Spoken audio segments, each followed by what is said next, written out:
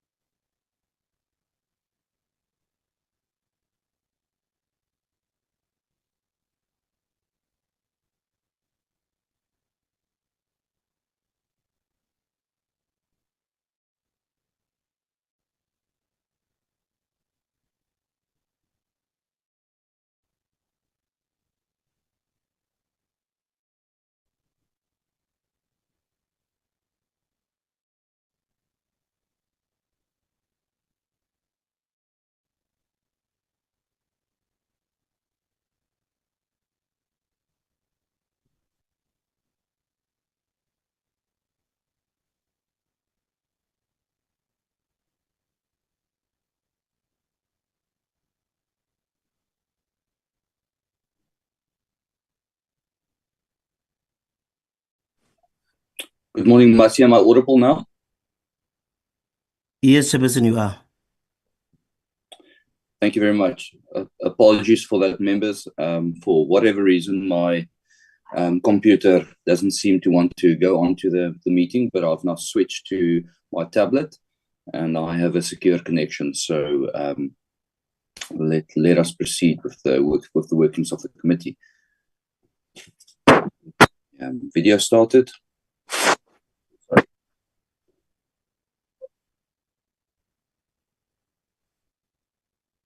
Due to this being a gadget that I'm not used to using, please mind that I'm not going to start my video for the moment because I've got a illegal background, a political party background on there. I will during the course of the meeting change it, but I don't want to hold up the work of the committee any further. Let me take this opportunity to welcome everybody present to the committee meeting. Furthermore, I believe the Deputy Minister, Ms. Kekana, is also with us from the DPSA. Deputy Minister, welcome very much to this meeting.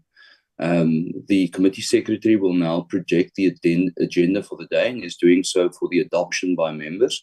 Members, can I please see hands for the movement to adopt the agenda?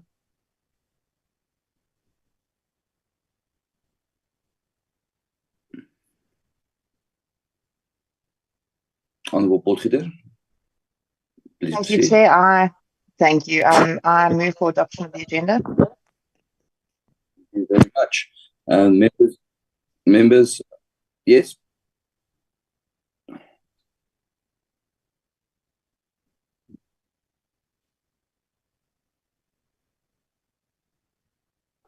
Okay, thank you very much, Honourable Potgieter. We heard your nomination to have the meeting to adopt the agenda. Is there a member that would like to second the adoption of the agenda?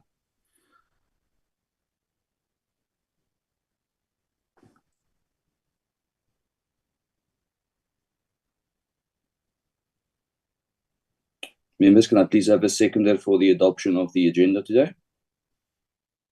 Honourable Tikana. Thanks, Chair. Good morning, Chair, honorable members, and all attendees to the meeting. I move for the secondment of the agenda. Thanks, Chair. Thank you very much, Honourable Tikana. It is greatly welcomed. Members, our agenda for the day has been duly adopted, and we now move on with the meeting to item number 2, which is apologies. Members, the only apology that we've received is that from Honourable Leslape, but I will allow if there are any other apologies that needs to be noted.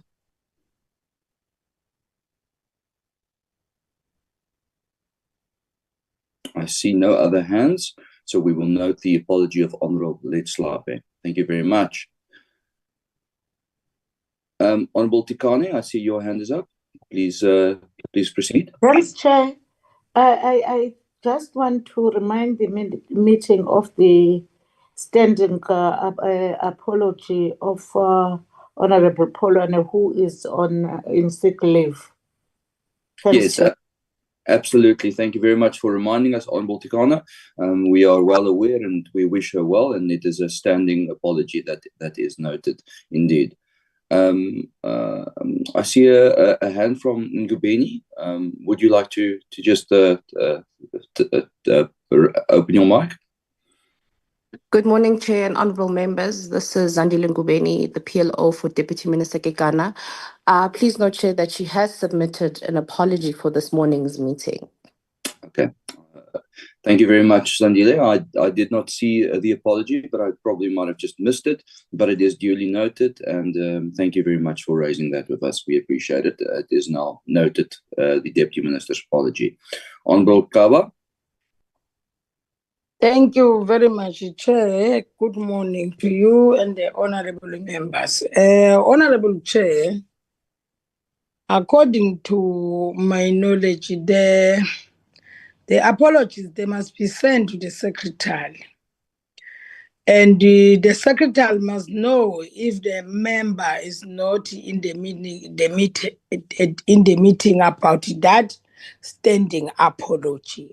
I'm talking about regarding to Honorable Upolwane. I think Honorable Secretary weCommittee uMasiqole uyayazi indaba kaPolwane. Njengoba uPolwane, if uPolwane is not here, he must raise that standing apology of Polwane as a secretary of the committee. Thank you, Chair. Thank you. Thank you very much, Honorable Kaba. We acknowledge the apology from, the standing apology from Honorable Polwane, and I will ask the staff that we noted in all of our meetings until further notice. So I agree with you. Thank you very much. Honorable Malinga, I see your hand. Please proceed. This is my Thank you, Chair. Let me greet you, Chairperson, and all protocol observed. I think the chief whip of the committee, the way part of the committee is taking us back to the basics and the principle. I think in summary, she's saying in future, let's submit the apology according to the procedure, so that, Chair, you won't waste your time checking other apologies. So in future, let's submit the apology to the secretary of the committee so that your agenda will flow accordingly. Thank you, Chair.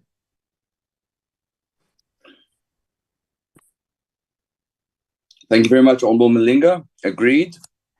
We would like the agenda to flow. So thank you for that contribution. Members, with no more hands, I will then proceed just with my opening remarks, and then we can move on with the agenda. Members, the use of digital technologies to modernize how government delivers public services is long overdue. Government is confronted with increasing expectations and greater demands from citizens about range and quality of public services. Digitization of government services can assist in providing efficient services and labor-saving solutions in the public sector.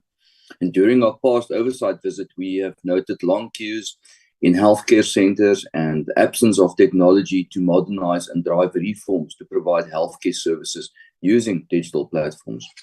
So the department is going to provide us a brief on digital transformation, which I just have to also add is part of the solution for ghost employees and the hunt for ghost employees, because next to physical verification of public servants, we also need the use of digital methods to authenticate their identities, authenticate their bank accounts, and so forth. So we really welcome this briefing on digital transformation. And the National School of Government was also invited to brief the committee on the skills audits conducted in the frontline departments as per the commitments of the President.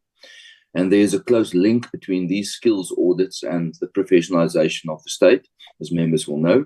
And both these exercises have to be carried out simultaneously if we are committed to professionalize the public sector and to access whether the current workforce has the necessary skills to deliver effective quality services. But with those few words, let me allow the agenda to flow, and so that we can proceed. Honourable members, we will have a briefing by the Department of Public Service and Administration next, then followed by that, the National School of Government, and then after that, we will have deliberations on both these presentations as per the agenda. And with that, I hand over to the Department of Public Service and Administration. A warm welcome from my side to all representatives of the Department of Public Service and Administration, as well as the National School of Government. We look forward to your presentation. Please proceed. Thank you very much, Honorable Chair. My name is Willie Vukela. I'm the acting DG for the department. I'm with my ex-colleagues here who's going to take us through. In fact, I just want to make just a minute's remarks in line with what the Chairperson just presented now. In 2020, Cabinet approved the National Digital and Future Skills Strategy. That strategy identified the need for collaboration within government and with external partners for digital skills development, which was the main theme. Furthermore, in March 2025, Cabinet approved the roadmap for the digital transformation in the public service. This roadmap is part of the POA, which Program of Action, which emanated from the SONA commitment by His Excellency the President of the country. The approved roadmap has some fundamental achievement already, which we see as part of the benefits, which is the data exchange initiative, currently underway National Treasury, the digital payment gateway and digital ID at SARS, SAPS, and Home Affairs as part of what the chairs indicated to cap the issue of the ghost workers, the skill development program, which is currently underway, and most importantly, the catalog of service delivery to the MyMzansi portal being collected. Chairperson, MyMzansi portal currently is under development, is one of the central national portals for the transitional services, which will assist the country at large. So we are here to share with honorable members in terms of what is happening and the commitment that this strategy is going to achieve for the country. So I've got my colleague here, DDG Mandla Ngobo, who's going to take us through. DDG Mandla, you can present.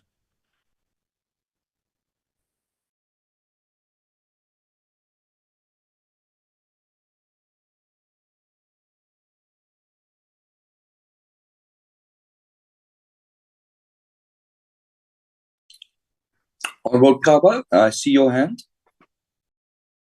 Yeah, thank you very much, Honorable Chairperson. Honorable Chairperson, the person that was speaking, we didn't see him. Usually, I think the presenters, they must show their face and after that, they can close it. I apologize, honorable member. I really want to apologize. This is myself. The video is on. I really apologize, honorable member. I'm not a robotic. I'm a person talking here, the 18DG of the department. Thank you very much, Chair, honorable members. Thank you. Much appreciated. Please proceed. Honorable Chair, honorable members, I'm not sure whether you can be able to see and hear me. We can see and hear you. Please proceed. Thanks very much, honorable Chair and honorable members, DG and ex members. Please accept my apology. In trying to search for a better signal, I've had to move around. So maybe at times there might be some interference, but I just hope not from how I'm approaching. Honorable Chair and honorable members, I think I want to take this opportunity and really thank the Portfolio Committee for the opportunity of a discussion around digital transformation in the public service. It's not often the case, but as indicated, it's really appreciated. So this is the presentation. This is just the outline of the presentation. But I think, honorable Chair and honorable members, I want us to start on the background around the issue of digital transformation in the public service. I think when we start, we go back as far back as 1996, and the rationale for that, Chair, is to try and really position DPSA in the context of digital transformation. That's why we're starting here. To say in 1996, the then Honorable President Nelson Madiba instituted a presidential review commission that was to look at the state of the public service, given the then recent transformation or transition to the democratic dispensation. And then in 1998, a report was produced by the commission. It's got about 6 chapters. Others are focusing on human resource management. Others are focusing on financial management. Now, chapter 6 of that report, Chair, is what brings us here in terms of saying it focused on information management, information system, and information technology issues in the public service. And there were many findings that came out. And because this is not the focus, if I were to summarize, there was a talk of, for instance, systems that are not interoperable. There was a talk of involvement of not just technical professionals on IT matters, but also including executive and political leadership, which is why I started indicating the appreciation. There was a talk of really there isn't much value that is derived. And then the recommendation was then to say the MP or DPSA must then have an office of the government CIO that is going to be responsible for ICT matters in the public service. Otherwise, when you go to the Public Service Act, which is then section 3.1, this is where then the MPSA is then provided the responsibility to establish norms and standards regarding information management, e-government, reforms, transformation, and innovation, or any other matter to bring about the efficiency and the effectiveness of the public service. So I think it's an important background, Honorable Chair, honorable members, for you to understand and appreciate that. Now, then Section 3.2 of the Public Service Act says that in making these norms and standards effective, then the MPSA will issue directives and determinations and regulations to make the norms and standards effective. So those are to issue to the public service. And obviously, all forms of policies in the space of as in the public service. Now, I hasten to highlight the fact that sometime this year, Honorable President Ramaphosa established an interministerial committee on the digital transformation of the state of government. It is for this reason, therefore, that even the MPSA is part of that 10-member ministerial committee. It is because of the responsibility of ICT matters. Now we have a digital transformation or ICT strategy roadmap for the public service. Chairperson will know that at some stage there was even a presidential review commission for IR. All those produced reports. But the issue really had always been around coordination. Then in October last year, under the leadership of presidency, various departments were called to have a conversation around this matter, for it's now part of one of the priorities of the Civil Administration and it's part of the MTDP. Then the first draft was developed of the roadmap after the October workshop. Was draft 0, and then in December there was draft 1, draft 2 in January this year, and around March, Chairperson and honorable members. Then the roadmap was approved by Cabinet. It was subsequently launched in May this year by the Minister of DCDT, which is Digital Technology and Communication, DCDT, Department of Communication and Digital Technologies, as by virtue of being the chairperson of the IMC. Now, nothing much here except to say the previous slide is saying, why are we going down this road now of a digital public infrastructure as we seek to transform digitally? So what used to happen before, honorable chair members, was that each department leveraging on its separate mandate would, even with the existence of CETA, would always have an appetite of wanting to invest and reinvest on technologies, even if they existed. Now, the current approach that we're taking an approach that is referred to as the digital public infrastructure. So what basically is this? It is infrastructure, but in the digital space. And examples, Chair and honorable members, are many. Whether I want to consider connectivity, broadband connectivity, whether I want to consider data, whether I want to consider digital ID, these are public goods from a digital space. Why? Precisely because all other government departments are dependent on these for transacting and providing services online. Now, this slide, it does nothing more except to indicate some of the countries that have taken the DPI approach. Which is Brazil, as well as India and Argentina, to say they've already gone down the path. And what is their approach? So they're using an approach of what is called a government digital stack. So the data and the hardware is common, is utilized across the public service. Why it is shared infrastructure? What only differs are the services. So that is the approach of the government digital stack, you know. Now, then, as you would see on the right-hand side, some of the benefits that the countries would have gotten from adopting this approach, whether it's a number of services, whether it's a number of amount of money that has been saved or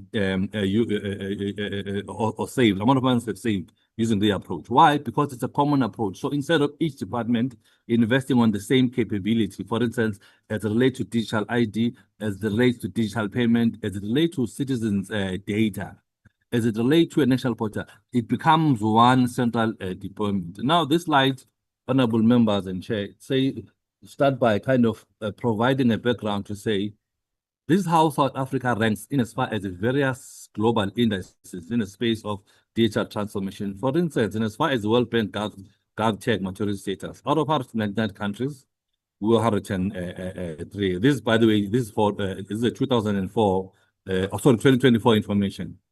And out of the 193 e-government index by the UN, South Africa is number 40 across the globe, but in the continent it is number 1, followed closely by Mauritius. And then in the context of the digital public infrastructure, out of 194 countries, we are ranking number 97.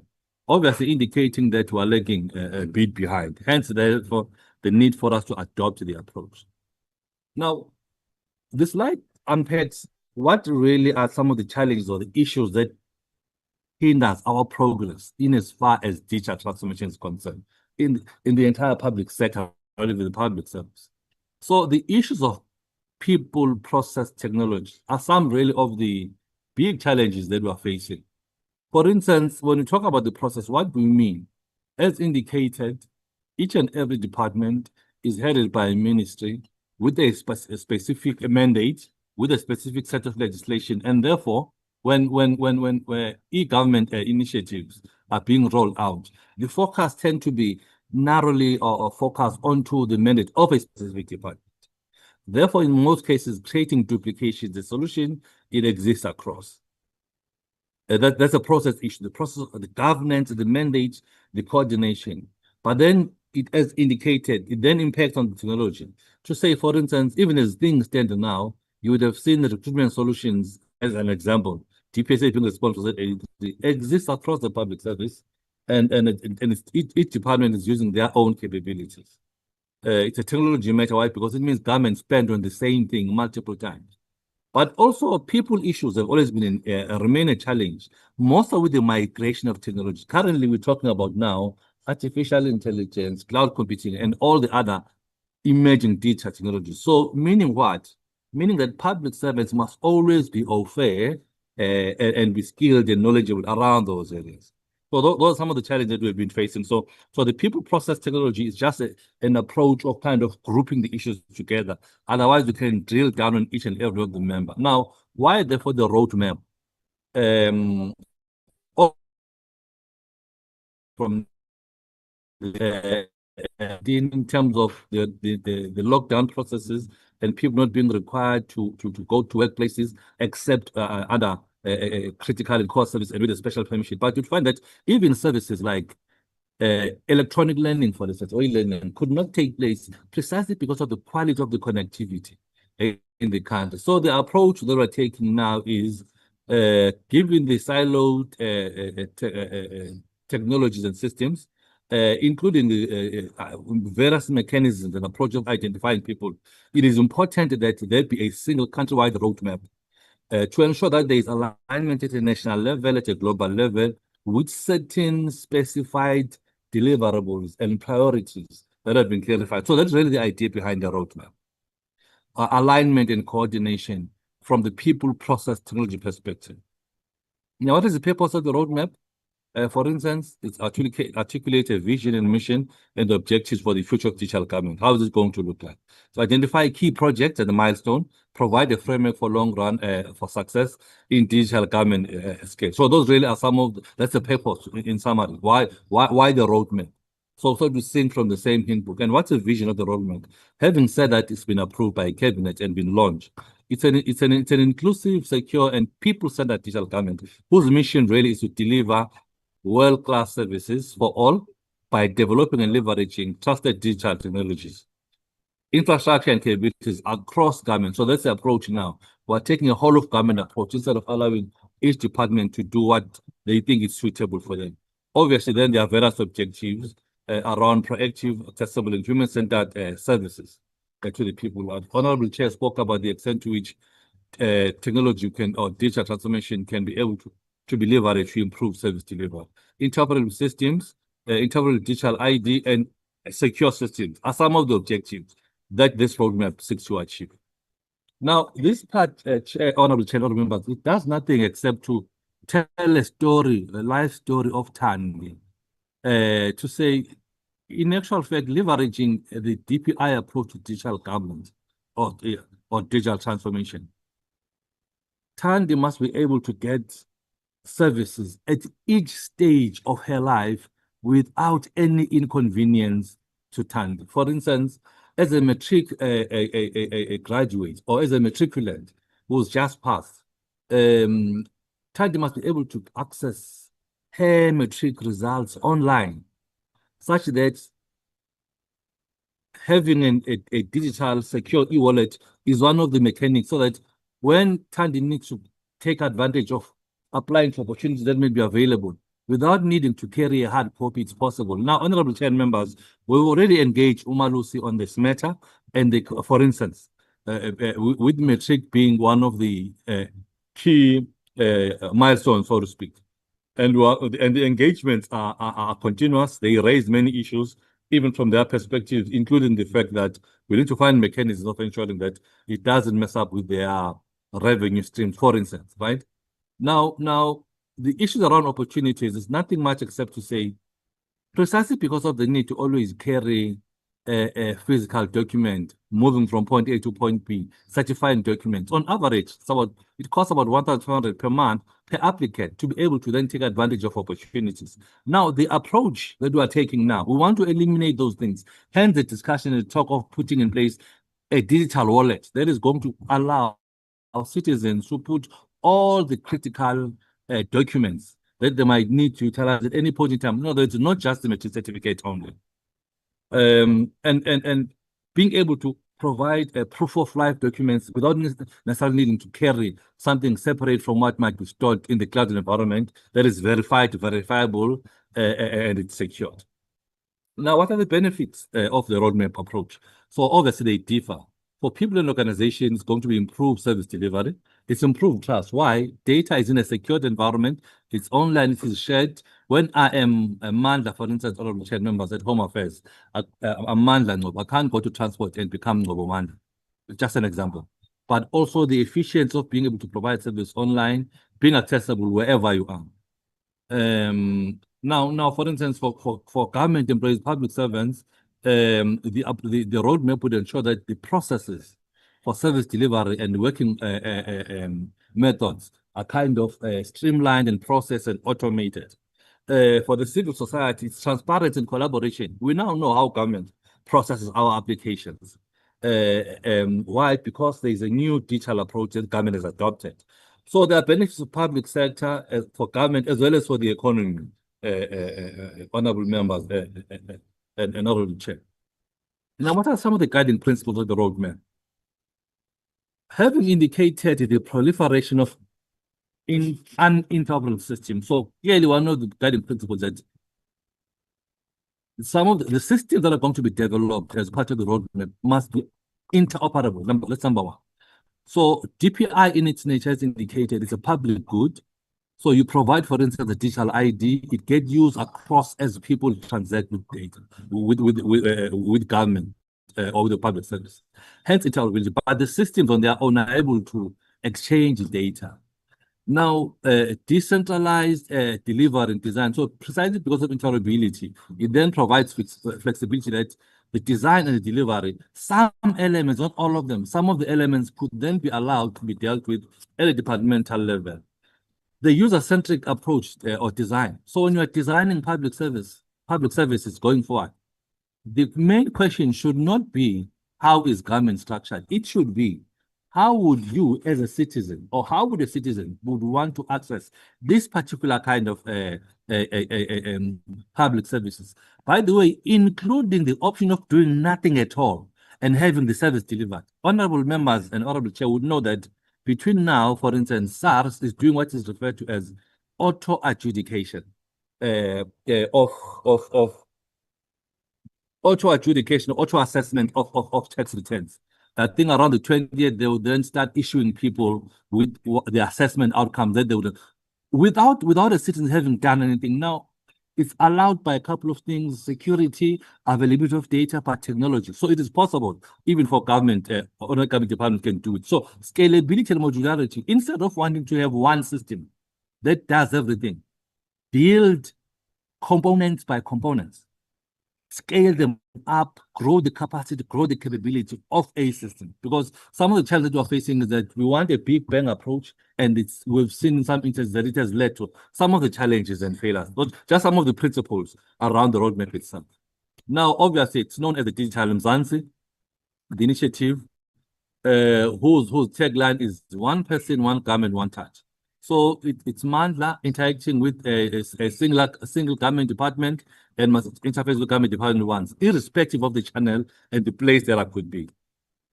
This is a previous version of the landing page of the Digital Mzansi. What is this? It is a single countrywide portal that if you're looking for public services, you would go to, but this has since been updated. Now, what is the approach? We spoke about the reusability of components of the roadmap. So the focus is on these 5 components. Number 1, it is data and hardware, which is infrastructure. Number 2, it is digital identity. Number 3, it is data exchange between departments to ensure verification and online transaction. Number 4, it's payment capability. And then lastly, it is the services. These are the reusable components of the roadmap. Why hardware infrastructure, for instance, from a compute perspective? If assuming we decide, for instance, because there is already a decision to say we're creating a digital government platform, there's a single portal that I've shown. It means that expenditure on that is going to be that one single central expenditure. But as things stand now, South African Reserve Bank, SARS, with Home Affairs closely, they are developing what is called a digital ID for payments, not for identifying another citizen. And we're in constant engagement with Home Affairs to ensure that they go down the same route as well with your normal IDs. And they promise that, so that's what they're doing. In actual fact, the reason why they are closer to that initiative is because they want to take lessons from the digital ID for payments and use that in the normal digital ID for people. The National Treasury is needing the data exchange. Reserve Bank and SARS are dealing with the digital payment capability, but DPSA and the public services or public service department, we are currently collecting information on public services to ensure that they become available on that one central portal that I've shown. The idea is that it must now be beyond the information. It must allow for transactions. So departments would have received a communique from us. So some of the information is going to come from them because general public services come from legislation, and legislation has been updated. So what we have on the eService.gov.za might be outdated. So these are the key components that we're focusing on. So the idea, for instance, is that if information gets captured at a better level, then issues around family health, around schooling, studying, job seeking, your entire cradle-to-grave life experience will be able to leverage and utilize those 5 reusable blocks, for instance, with the difference only being services as you interact with government right across the life cycle. Now, the approach obviously to building the digital government, new capabilities are going to be developed. We spoke about a digital ID, an agile approach, which is develop small, expand, but also a collaborative approach, having each department working on its own thing when the requirement is common. That's the approach that we're kind of moving away, but also unlocking innovation through collaboration.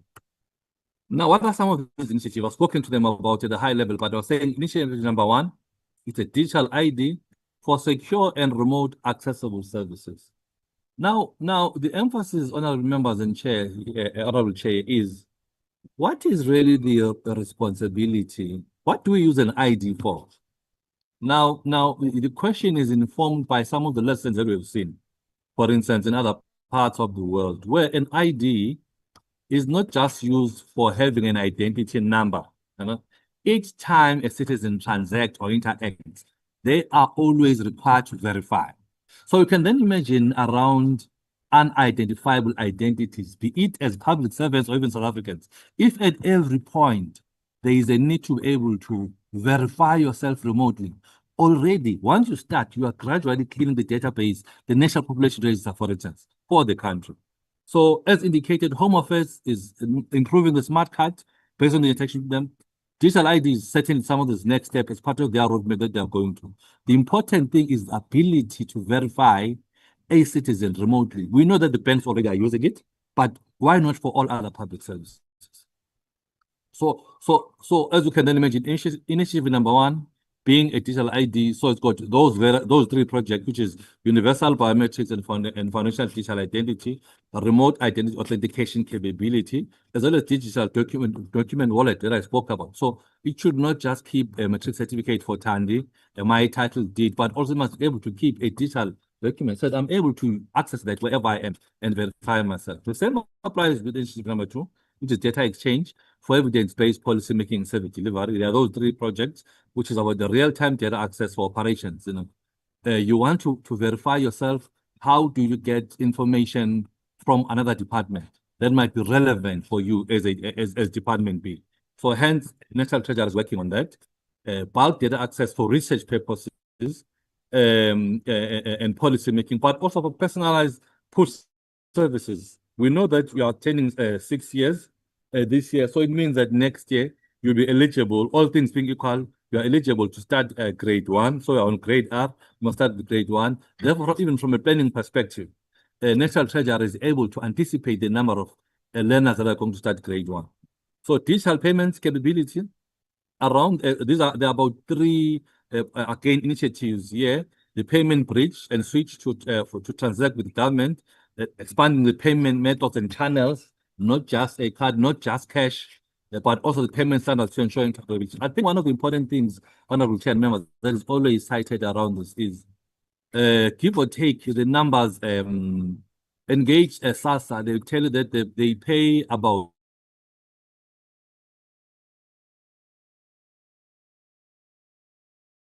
plus 20 million, and each is a cost of about 10 rand, for government to transact. Now, precisely because that capability does not sit with government. So government uses commercial banks to process payments. Interestingly, we got exposed to what India does, leveraging ADA, which is that has got their digital identity capability, that's got payment. Even things like NFSAS grants, for instance, for students, they get paid directly to a family or to a student rather than a third party. And again, when you want to pay government, you pay directly to government. And India was saying they've saved hundreds of millions of US dollars precisely by making that capability available. And then security, in terms of ensuring that there's a single channel that is trusted, that when you're looking for a single government service, you go to. Now, what are some of the issues or projects there? Number one, the need to zero rate the URL that serves. So when citizens are visiting, it is free of charge for them. Now, the coming slides, honorable members and honorable chairs, it's nothing else except then the details of the initiatives and the projects. In terms of defining what they are, for instance, digital ID, it's to cut is very key for transformation, because each time you interact with government, you need to identify yourself. And the idea is indicated is establish a biometric ID with a universal adoption and use by South Africans, right? And once this is in place, it will enable people to enroll for government services, including remotely. Why? I'm able to verify myself remotely. I'm renewing a lost ID. I'll make an example. So I have my number. I'm merely renewing it because it is lost. Therefore, I can be verified remotely. Therefore, I can pay remotely. Again, this initiative is going to ensure that we've got a digital wallet, which is an online capability where our documents can be kept. It will improve access to services and the speed with which these services are delivered to reduce waiting times and traveling costs for the South Africans when they are trying to access government services. Therefore, that's the reduced dependency on having to commute to physical offices. Now, this slide does nothing except to talk about the deliverables. For instance, for Project 1, you can see that this initiative, most of the things are going to be delivered by Q4. Why? It is because a lot of interaction and coordination and meetings and actual deliverable of work, as indicated, DPSA from its perspective, it's doing two things: doing training together with NSG. So we'll see when we're as part of the presentation, but also NSG presentation, so that these become available for transaction by public servants as well as general South Africans by moving forward. But Q4 is when some of the deliverables are going to be in place, having started with the strategy having been approved now in March. From data exchange perspective, something that are being done together with CETA, identification of the various government data sets with the idea of ensuring that they are linked so that there is no duplication, for instance, of data or government data across the public services. So the idea is to ensure that data gets cleaned. In actual fact, Honorable Chair and honorable members, the issue of data is so important and can't be overemphasized. And I always cite some of the things that are always said in the public domain to say, at times when we speak about our achievement as a country, from a matric pass rate, for instance, there are always lingering questions around where is the rest of the other people that or learners that joined grade 1? Where are they? So, and you always find that there is not always a succinct answer in terms of being able to clarify their whereabouts. It talks to one thing and one thing only: the extent to which we manage and deal with our data, such that we're able to account for each and every learner on the system, for instance. But the government seeks to create a real-time data exchange so that when you're coming to a service point, you're able to get access data, even if it is sitting across various government departments. Again, even here, the timelines, as you can see them, to say during Q4, the first project, which is around the real-time data access for operations, with an outcome. And the focus on this, mainly SASSA and NFSAS have been identified as use cases to say where are the challenges, but also where can we prove and test that some of the capabilities can work.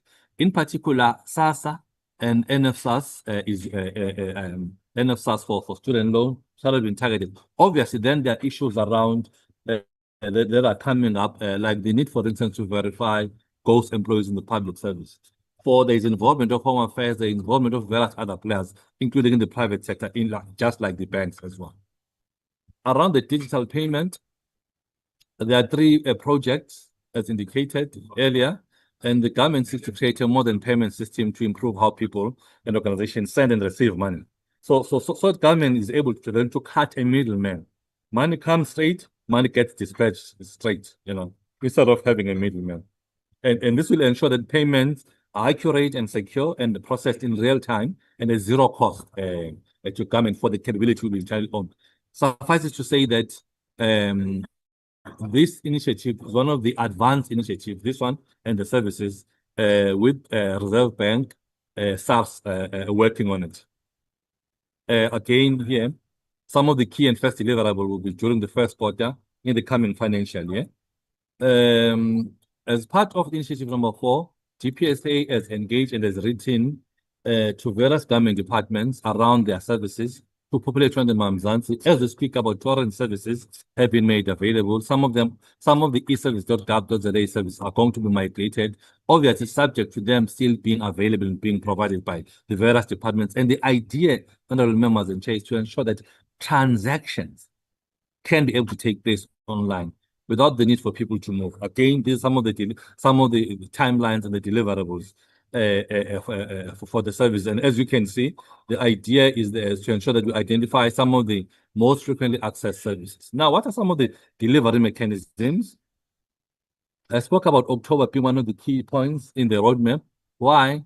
An interdepartmental working group, that EDWG stands for that, was instituted, established, coordinated at presidency through something referred to as the Digital Service Unit, which is the second mechanism, delivery mechanism. What are they doing, these delivery mechanisms or these role players? For instance, IDWG represents departments. That's where the information around the service is coming from. But the actual planning and the coordination is taking place under the leadership of the presidency, and there's a DSU established there with the Government IT Officers Council. This is a council or committee of IT heads in department being active participants or frequently interacting with the DSU. Obviously, there are non-governmental ecosystems or stakeholders that are part of the delivery mechanism. Why? We have learned, for instance, having constant engagement with the banks. How are they doing it? They are making available some of their capabilities for the roadmap. And there are various other cross-cutting enablers, for instance, to ensure that technologies, toolkits, capabilities that already exist but can be reused are made available. Now, the IDWG, as indicated, it's got a chairperson, and that's a DG in the presidency.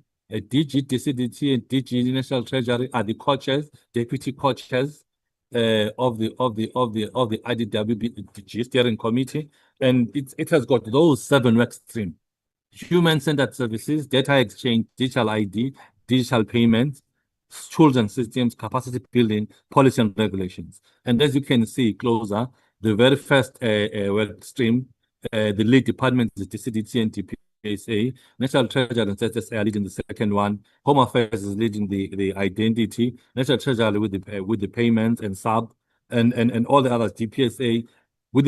These are the lead departments in the various work streams, with, as you can see, clearly identified objectives per work stream. For instance, the human-centered work stream, the intention is for the delivery as the proactive delivery of accessible and human-centered government services, right?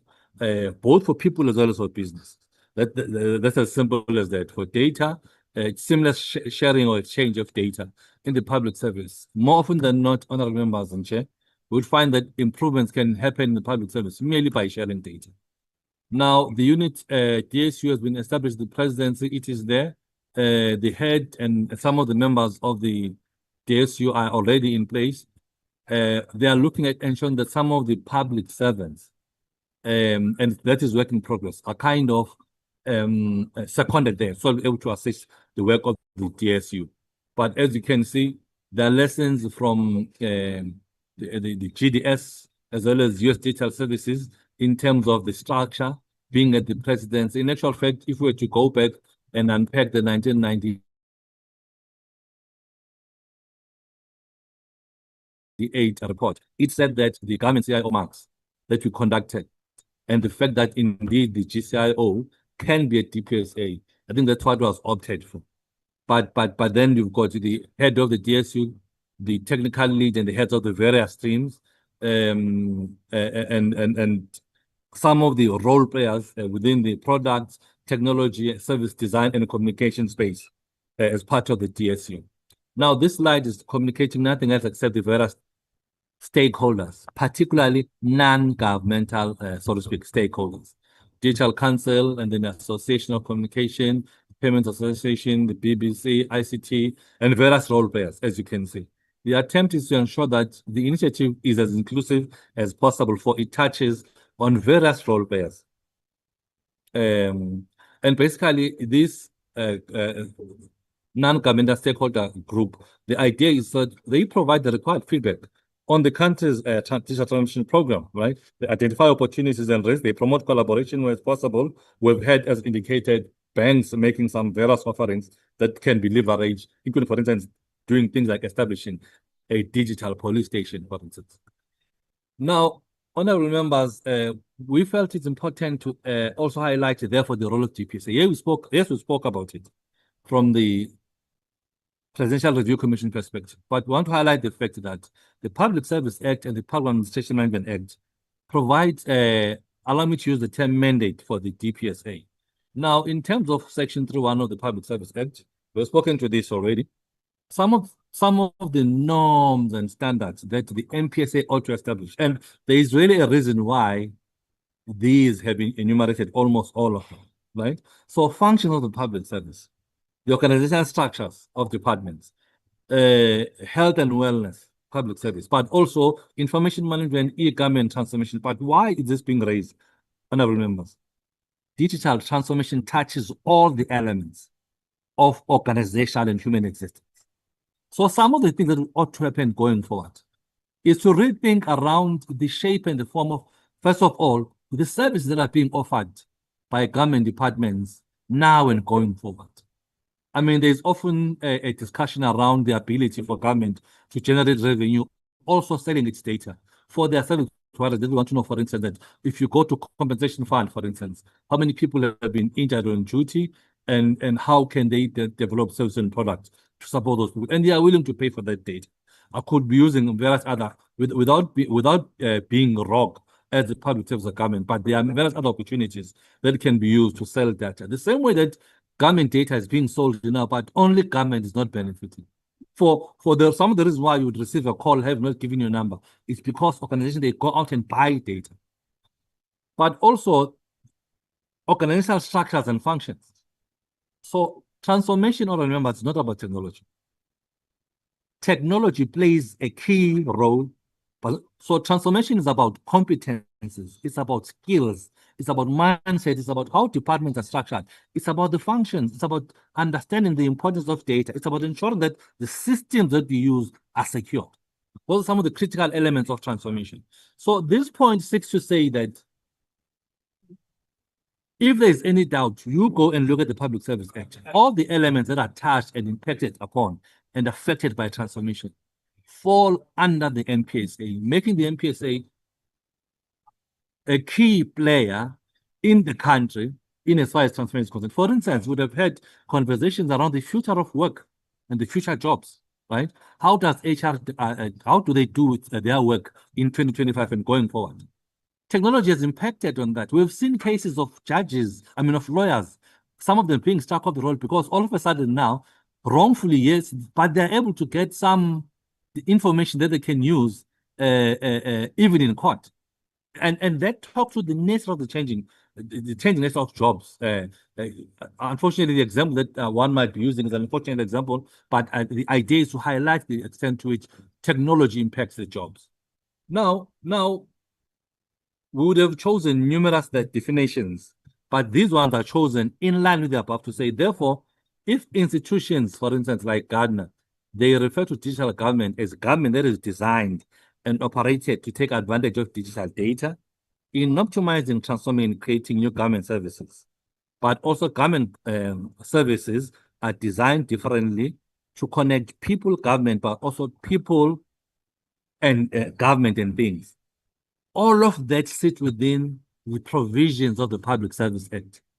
So all of that, it's not sufficient to say, for instance, there is a criminal hotspot or high accident zone. The other question, therefore, is how far is the police, or how easy is it to access the police or the ambulance services, given that we know those variables of either a high crime spot or a high accident zone. And that is enabled by. Now, furthermore, as part of the role of DPSA, we're here, idea is not to bore honorable members and honorable chair. Just to highlight that even as and when you go to the legislation itself, including its regulations, there are specific provisions. So as you can see, it's a regulatory or legislative provision. It is a project that is then therefore emanating, that is also aligning with the roadmap. It is what the project should be about and which branch within DPSA should be responsible. So for instance, the need to establish a national architecture board is dealt with by the e-government services information management branch. And one project is that to establish the board, update the GUI, which is the framework that exists, and then produce models. How must the policy department versus service department look like from the business perspective, therefore associated technology? So those are that's the role of the NPSA. Now, honorable members were also informed about the need for skills. To say, so the requirement in the question spoke to skills. Suffices to say that, yes, indeed, colleagues from NSG are here, they are going to make their own presentation, but that having been a question, we want to highlight the fact that the National Development Plan, but also the 4R Commission, so the Presidential Commission of 4R, when we produced a report, highlighted a number of things. One of them was the need to have human resource development strategies that are digital friendly, so to speak, or 4R friendly. All right. In actual fact, in 2020, Cabinet then approved the National Digital and Future Skills, which identified the need for collaboration within the government, number one, but also with partners in ensuring that there are digital skills in the public service. And the strategy recommends that the sectors must also play a key role in ensuring that. Now, in line with that, particularly MICT SETA, public service SETA, which is MICT, which is the Media Information Communication Technology SETA, those have been identified as priority partners, but not just identified. There are initiatives that we're currently working on with them around skilling public servants, but also ensuring that opportunities for some of the learners aligned with the needs of the public service are actually deployed in the public service. And we're at the stage, for instance, we are trying to kind of conclude some of the MOUs and the agreements to ensure that that is being facilitated. And there are various other partners, private sector partners. For instance, Microsoft, Cisco, Meta, and MasterCard. They have come forth and said, we are providing training in the following areas. How can we help you? So we've had conversations with them. As we speak, for instance, there is a portal from the National School of Government, another one from NEMISA, National Electronic Media Institute of South Africa, National Electronic Media Institute of South Africa, and at DCDT. They provide training, and the target is to train 1 million South Africans on numerous digital skills, digital literacy. Obviously focuses on cybersecurity, it's on data, it's on artificial intelligence, given that these are the key and the common areas. But we then identified the need to have a public service program, because we identified that the service providers, yes, they are key partners, they are coming and they are providing us free training, but their training tends to be biased towards their own products and services. So what we've since done is we're updating a program that we started developing in 2022, so that we then factor in digital. This is NSG and DPSA updating the program. And there is a follow-up meeting this guy tomorrow, which is Thursday, around that update. Now, honorable members and chair, in the last slide or two, we spoke about the Presidential Commission of 1996, which produced a report in 1998 that made recommendations around establishment of SETA, around GCIO, around CIOs, and many other things. Now, there was also spoke about the roadmap. I think this slide seeks to highlight the progress. What has been the progress thus far, given all these things that have been said? So, for instance, the recommendations of the PRC have been implemented. We know that there is a state IT agency. We know that there is a government CIO. We know that each one has got a CIO. But also there is a common vision now around information management, information system, and technology, emanating from the recently launched map.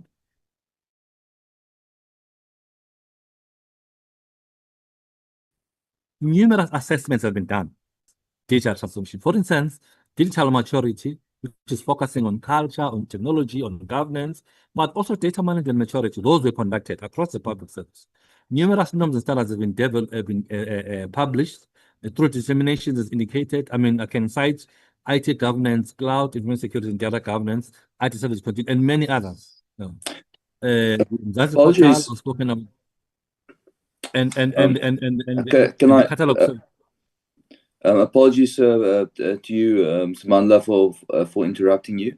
I'm not sure if you received the message, but we normally request that speakers don't exceed 30 minutes of presentation time. You've now been going close on 40 minutes. I would please like you to wrap up. Thank you. No, thanks very much, Chair. This is the last slide, Chair. And apologies for that. Apologies for that. I didn't get. Please proceed. Thank you. So the idea is just for the committee to note the roadmap, but also the committee supports the public service-wide initiative towards the implementation of the roadmap. I think those are the two recommendations, Chair. I think that's the end of the presentation. Thanks very much. Hey. Thank you very much. We welcome the presentation from the DPSA, which now takes us to the second presentation, the briefing by the National School of Government on the skills audits in the selected government department and public service. NSG, you are welcome to proceed. Thank you.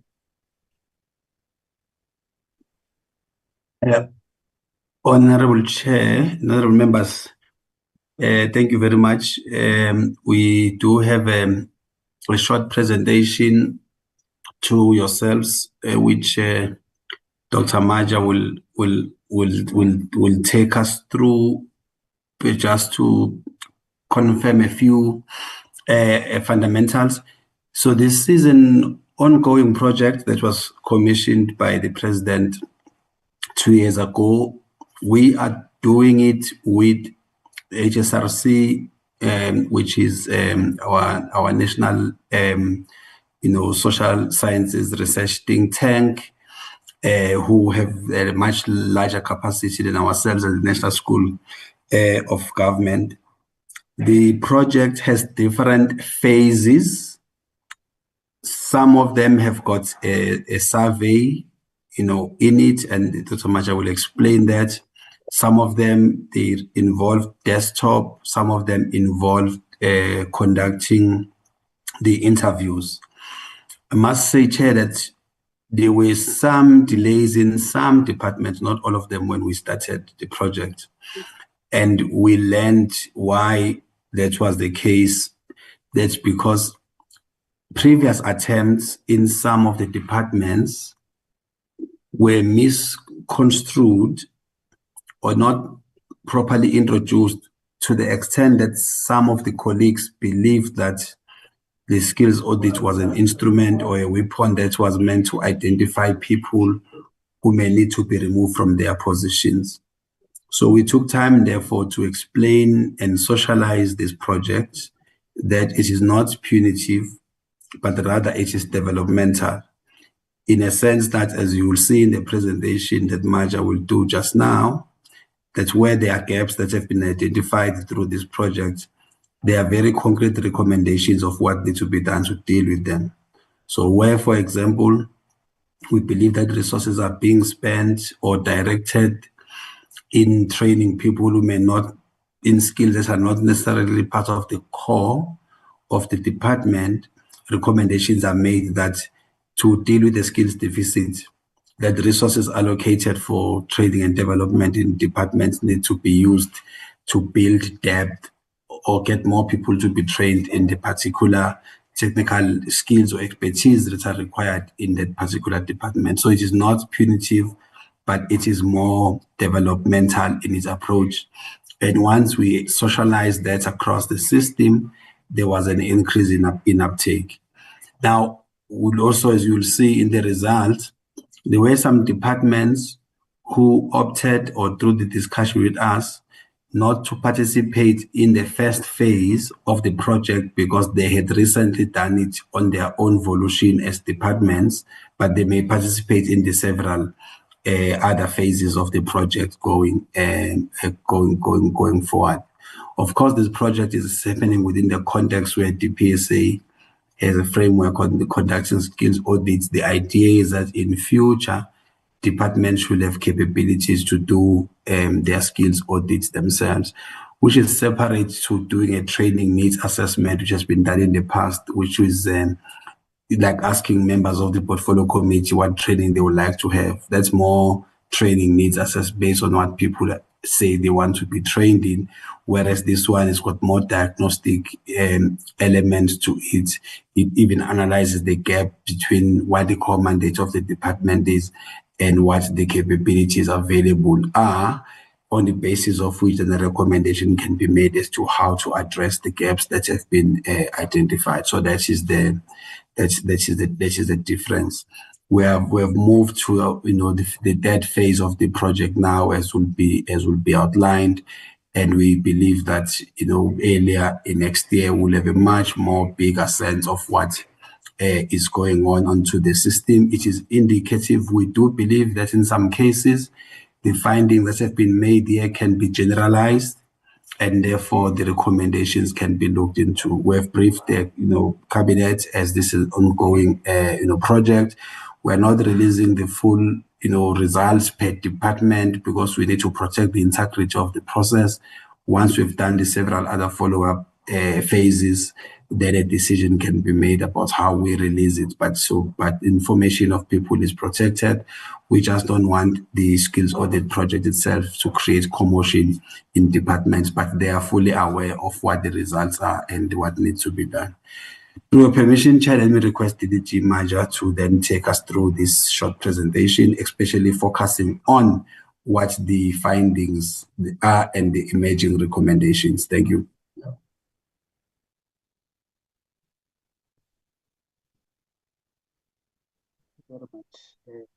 Thank you very much, Honorable Chair. I will go straight into the presentation without repeating some of the points that the principal just made. I think the important issue here upfront is just to elaborate a bit on the mixed methods. I think the point the principal was making is that in this project, unlike training needs analysis and all other attempts at skills audits, we use mixed methods so that we can triangulate data from different angles, from different sources. Situational analysis, desktop information review tells us a lot about mandates. We look at the theory of change, which gives us different information. The panel surveys and the HR expert surveys that we've just conducted also give us separate information. And then we do these skill surveys. And when we combine all these methods, we then begin to get a clearer picture across all these elements of where the real gaps are and what kinds of developmental interventions should we be looking at. So I think it is in these mixed methods that we find that the work we are doing now is much more informative than all the other previous work departments might have done. And we've completed all these phases, as the principal indicated. We are now focusing more and more in phase 3 and phase 4 so that they can give us the results that we are looking at. Chairperson, we've done work with 2 departments in particular with regards to phase 3 and phase 4 of the skills surveys. And as the principal indicated, part of the main reason why we are moving at different paces with different departments has to do with the fact that not all departments that we are working with have finalized competency frameworks. These competency frameworks are central to us being able to conduct the phase 3 and phase 4 of the skills survey. So we've been able to move with 2 of the departments that have competency frameworks. We're working developmentally very close with the remaining departments so that they can finalize their competency frameworks so that we can also be able to move forward with the skills survey that we need to do. This would be the next steps, Chair. We finalized these skill surveys with water and sanitation and also with public works and infrastructure. And we will be doing a validation process because as part of handling the data that the principal was talking about, we have to go back to these government departments once the findings begin to emerge so that they can validate what we are finding out, they can confirm what we are finding out, and we can interact with them to make sure that the final report is a true reflection of what is happening in departments. Chair, let me start with the desktop review just to give a sense of what has emerged.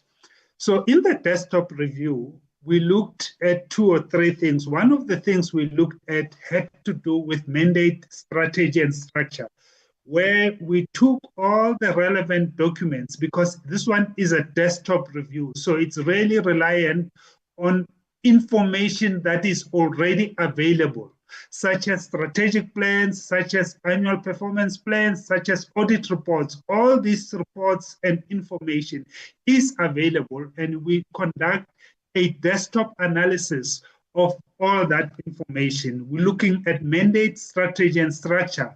If you look at the 6 departments that we're working with, for example, if you look at public works, water and sanitation, and human settlements, you will see that their mandates, those 3, are very clear. Nothing much has changed, and it has to do a lot also with how stable their structure is and the extent to which we might be able to succeed with regards to their competency frameworks. But the Department of DCOC, Employment and Labor and Transport, have had different levels of mandate change. DCOC, for example, is going through redefining its mandate. As a result, it also has to look at reorganizing its structure and revising its strategy. employment and labor, because of the new emphasis on employment, it had implications for their mandate. And of course, what we found with transport is that there is a poor alignment of their strategy to their internal and external operating environment. We also found that their structure no longer effectively serves the mandate of the department. And there were also some key documents that were lacking, such as job profiles, such as the absence of an adequate competency frameworks, such as the absence of skills matrices. These are some of the things that then delay the project and disable us from moving into the skills survey that we are now to finalize. As part of the same desktop review, we also look at the department's performance over a 2-year period. So we selected the financial year 2021-2022 and financial year 2022-2023. And in terms of performance, of course, we look at how far they're able to achieve their targets. And with the lowest, for example, human settlements, you will see that in the financial year 2021-22, their achievement of targets was at 56%, vis-a-vis the 80% target that you see at the Department of Transport achieved for the same financial year of 2021-2022. We also look at vacancy. If you look at the same Department of Transport, you will see that their vacancy rate is quite high. It is above the minimum advised vacancy rate per department. And we look at that and we try to analyze what the implications of this are in terms of their performance, in terms of their skills requirements, and in terms of their mandate and strategy. We then, as part of the same desktop review, assessed whether there are skills gaps and competencies that we can already pick up even at this early stage of just doing a desktop analysis. And if you look at the Department of Public Works and Infrastructure, for example, occupations such as property maintenance, construction management, contract management specialists, and ICT specialists, which our colleagues from the DPSA were talking about, are in short supply. So when we triangulate, when we do the interviews, when we do the surveys, we will be keeping an eye on these areas to see whether do they emerge repeatedly across the mixed methods that we are looking at, so that the final audit can be more authoritative in telling us whether these gaps are real or imagined.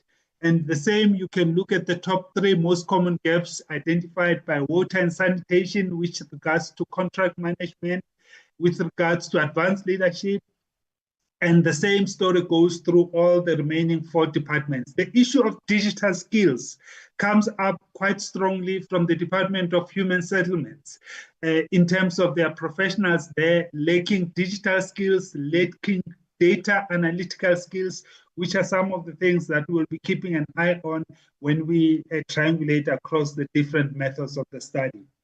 And then we looked lastly with the desktop review on training. What kinds of training interventions?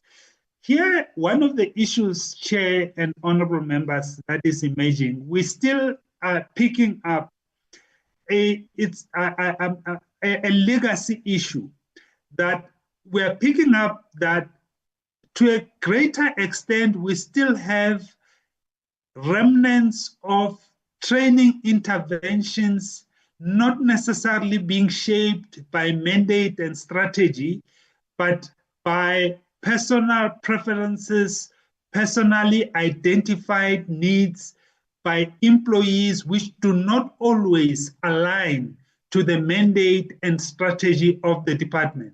So it is something we will be looking at closely as we begin to triangulate, because part of the audit, at the center of this audit, is to see whether departments are able to meet their mandates with the skills that they have, or whether they are not able to do so because they do not have the required skills that are linked to their mandates.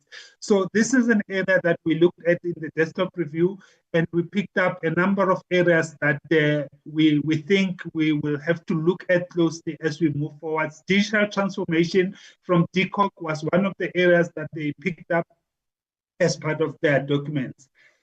Now, Chair, we thought that even though this is preliminary, we should share with yourselves some of the findings that are emerging from the survey that we've been able to conduct with the Department of Public Works and Infrastructure, but also with the Department of Water and Sanitation. Those are the two departments where we've made the most progress in terms of the skills survey, because those two had completed competency frameworks that we could utilize to conduct the skills survey.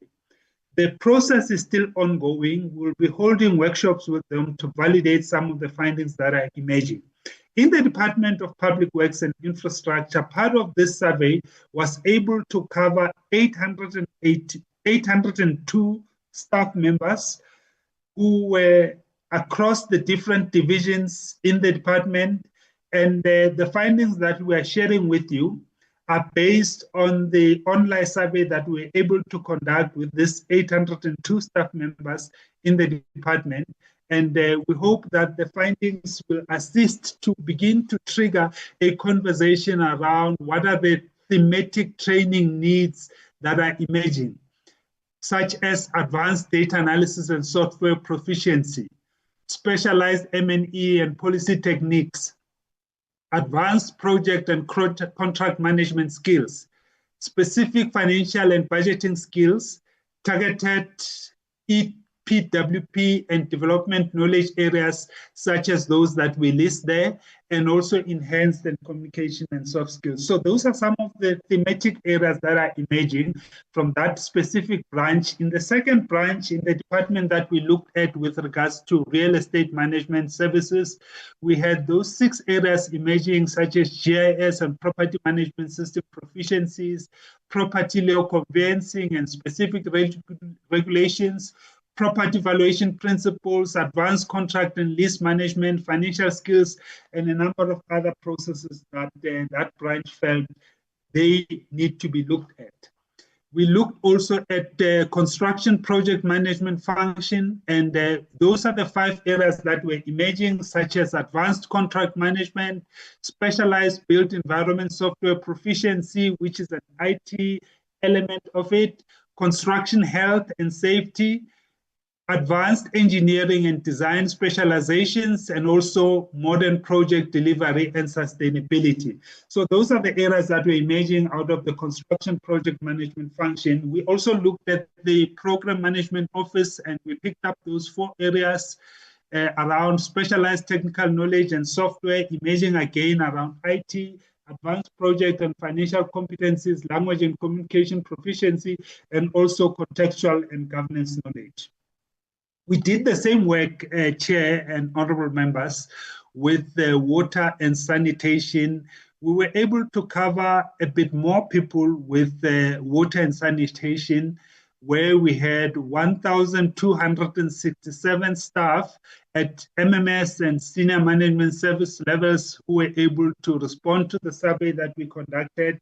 Some of the issues that are emerging from those work that we've picked up have to do with maintaining construction quality, implementing environmental practices, controlling project costs, administering contracts, conducting construction accounting, implementing risk management strategies, overseeing equipment operations and optimizing fleet utilization, managing construction projects, managing construction personnel, and also managing procurement processes.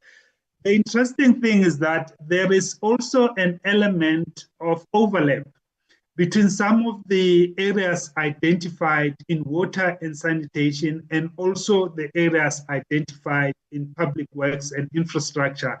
And we suspect ordinarily we should make sense, Chair, that once we start moving forward with DCOC, we might even see more overlaps emerging in that regard.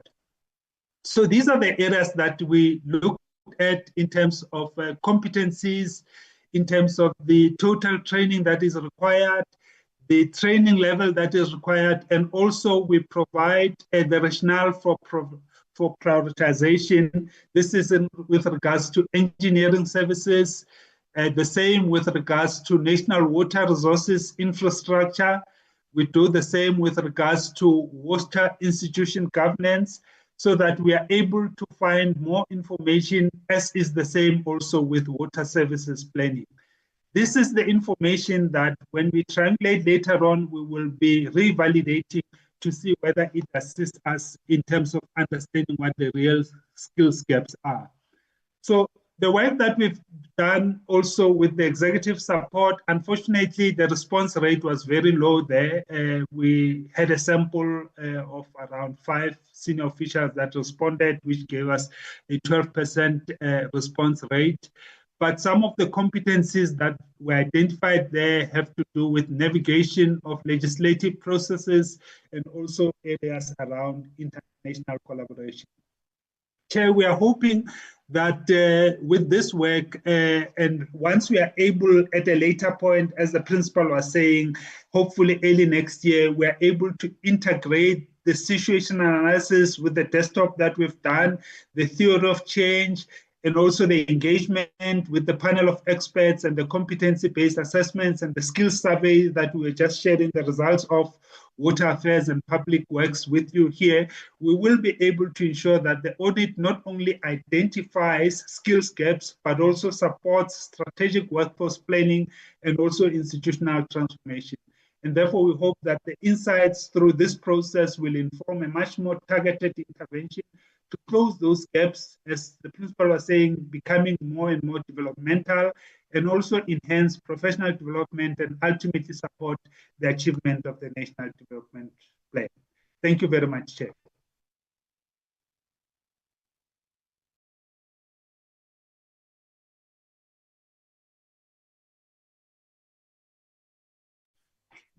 Thank you very much for that presentation. It is welcome. Honourable members, we then move on to the deliberations. I will now give opportunity for members of the committee to raise their hands and submit questions and deliberate on the presentations that was received. I will move via the hands that I see.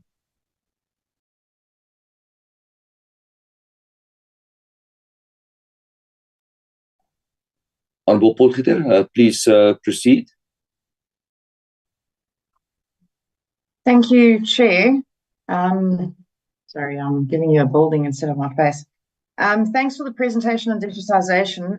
It is quite an eye-opener and something I mentioned last week when we had our budget debate. So thank you very much for that. I just want to understand, if the problem is silos, outdated infrastructure, duplication, high costs, etc., why are we still allowing multiple systems to be purchased or, thought up at an excessive cost? Should there not be a sort of moratorium on these that do not comply with this particular roadmap? And I'd also like to understand then how this would apply to provincial government, and whether or not it's also going to be rolled out at a local government level. The reason I ask this is you've got, entities and departments, for example, purchasing apps at like 15, 20 million rand that don't even belong to them. So what happens is the owners take them back, and then, departments are left without logging mechanisms or mechanisms to make payments, etc. And this has happened in a couple of places. And then will the state-owned entities also be drawn into this particular digitization, or are they being left to their own devices? I'd just like to thank you for the legislative role. It's not boring, it's actually extremely informative, and it's very nice to have a collated number of acts and clauses that we're able to refer to. So thank you very much for that. And then, Chair, with regards to the skills audit, if we can please expand on the departments that opted out, particularly social development. And this also comes with regards to what that department is engaging its own committee on. Whilst I know that there are guidelines and directives from DPSA on things like the skills audits and lifestyle audits, etc., they seem to be stating that they aren't able to do these things because they haven't developed their own frameworks yet, and it's very confusing. So I'm a bit concerned that they particularly opted out of this particular audit. And then will the skills audits on these departments be followed by a prioritized training or study plan?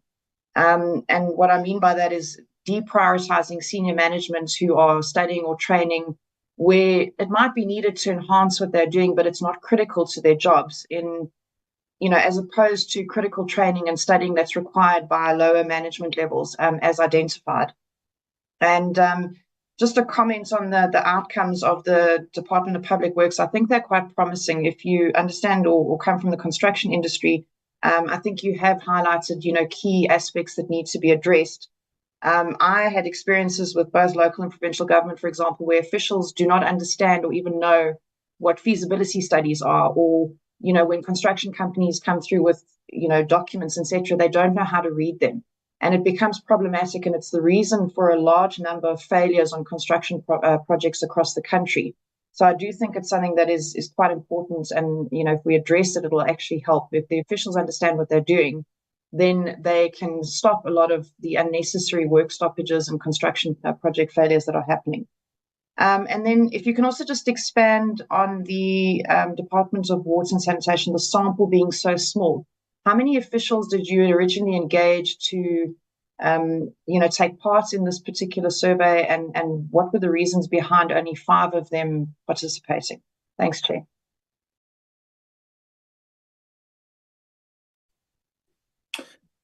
Thank you very much, Honourable Potgieter, Honourable Kilise, and then that will be followed by Honourable Mukunu, and then Honourable Kaba after that. Honourable Kilise, please go ahead. Thank you very much, Chairperson. Chair and colleagues, before I engage on matters that bring us together today, I really see it fit that I raise an issue that concerns me and perhaps should concern all of us. I think colleagues, Chair, we can all agree that a corrupt DPSA means a corrupt state, and we should never allow corrupt officials to destroy our public service.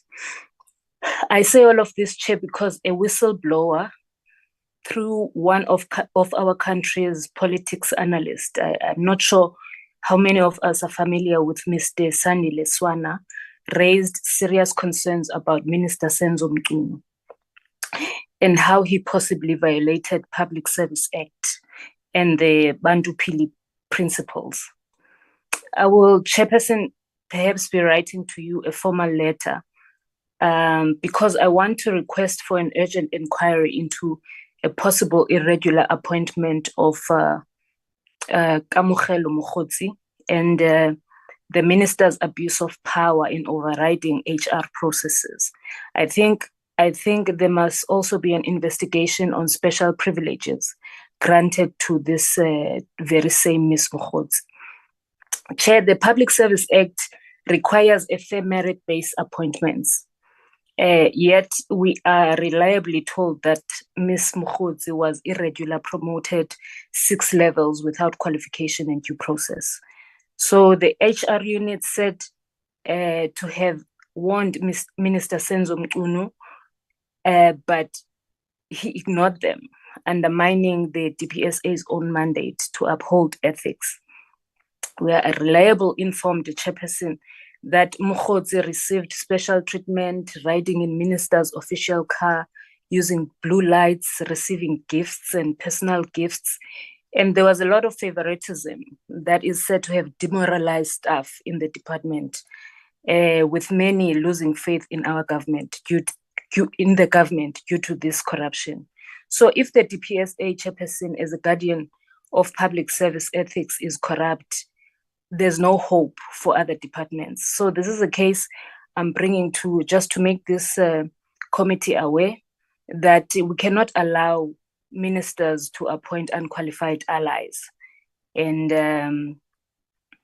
if ministers can defy laws in the DPSA, there's no government that is safe from corruption. So we must demand transparency, Chairperson, and there must be consequences. And I know in this committee, we always talk about consequences, and I want us to look into this matter. And like I said, Chairperson, maybe you can look forward to my letter to yourself, maybe to just propose in terms of how we move forward to this matter. And if you allow, Chairperson, because of that introduction, I might have taken time, I will ask a very few questions, Chairperson. I really just, moving to my questions, I really just want to know, and maybe I'm not being negative when I say the government has a poor track record with tech projects. And I've been asking myself, like listening to the colleagues giving the presentation, and I'm asking myself, what is different this time? Why should we trust this plan when we had previous projects like e-tolls, Home Affairs online system, and SARS e-filing that have had so many problems? All of them, everything that is proposed or is initiated by a government is always met with problems. People always struggle to use this system. And one of them maybe would be the education system in Gauteng, that has been giving people, it has a lot of flaws. So every system that we've come up with has met with so many flaws. So I just want to know what could be different with this. How are they going to make sure that it's not another failed system that is proposed or even implemented to only fail? I think, Chair, another question we must ask ourselves is how government will ensure that our people in rural and poor communities who lack smartphones, internet, and even electricity sometimes can access these digital services. Because if most services move online, those without technology will be left behind. And that worsens inequality. I also wonder, Chair, if there really will be zero-rated websites and platforms, if they will really be free, because there are times where we are told that something is free, zero-rated, you can use, but you find out that you still need data for some parts.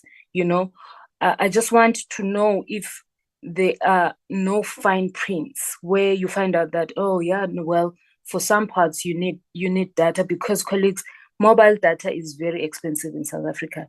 And if digital services are not fully free, then poor people will struggle using them.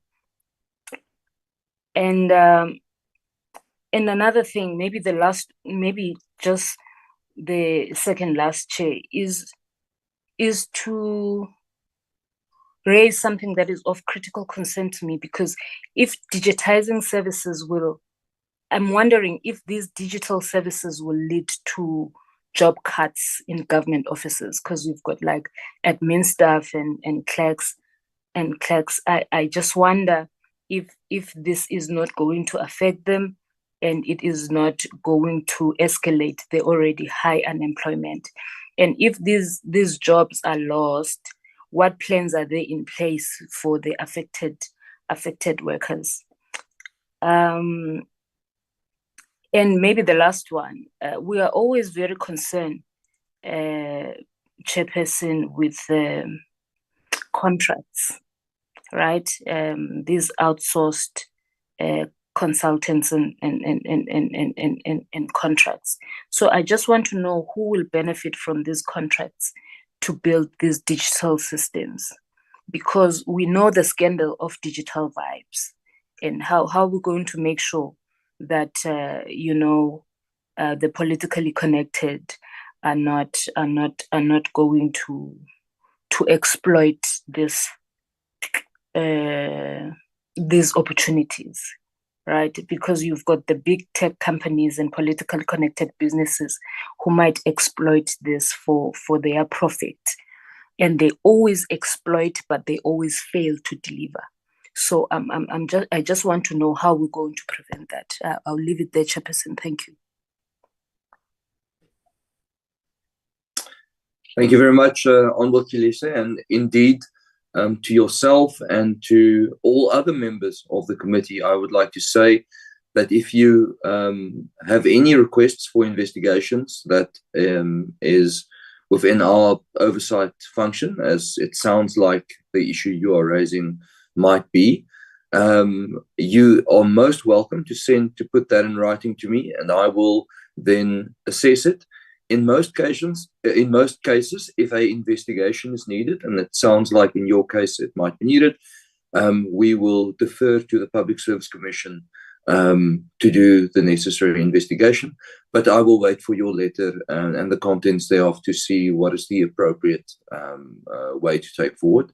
So thank you very much for your concern and raising that with the committee. And I would like to invite all members of the committee, if they have in future any complaints they receive, any whistleblowers that approach them, that they are also 100% welcome to write to me and the staff, so that we can process the request in whatever is the appropriate manner. We then move on. It's only a pleasure. We then move on. Members, I have just realized, and this has been my mistake because the staff informed me this morning, we have a new member in the committee. Honorable Matutu from the MK party has been replaced with Honorable Mukunu. Not the police minister, but the member of the MK party. Guguletu Mtunu, honorable member, you are most welcome in our sitting. We look forward to meeting you physically. The committee does sit often, and we look forward to shaking your hand and getting to know you. We look, if you could perhaps, if it's possible, turn on your camera so that members can just see you. You now have the floor, and from my side, a warm welcome to the committee. Good day to you, Chair, and the honorable members of the committee. I am honored this morning to be part of this committee, and I'll be always with you since I am now deployed in this portfolio committee. Thank you so much for the warm welcome from the chairperson. Thank you so much. Let me move on to my questions. Yes, I have just few questions, Chairperson. The first question is, how will government ensure that vulnerable groups, elderly, rural, low literacy, are not excluded from services that become dependent on digital identity solutions?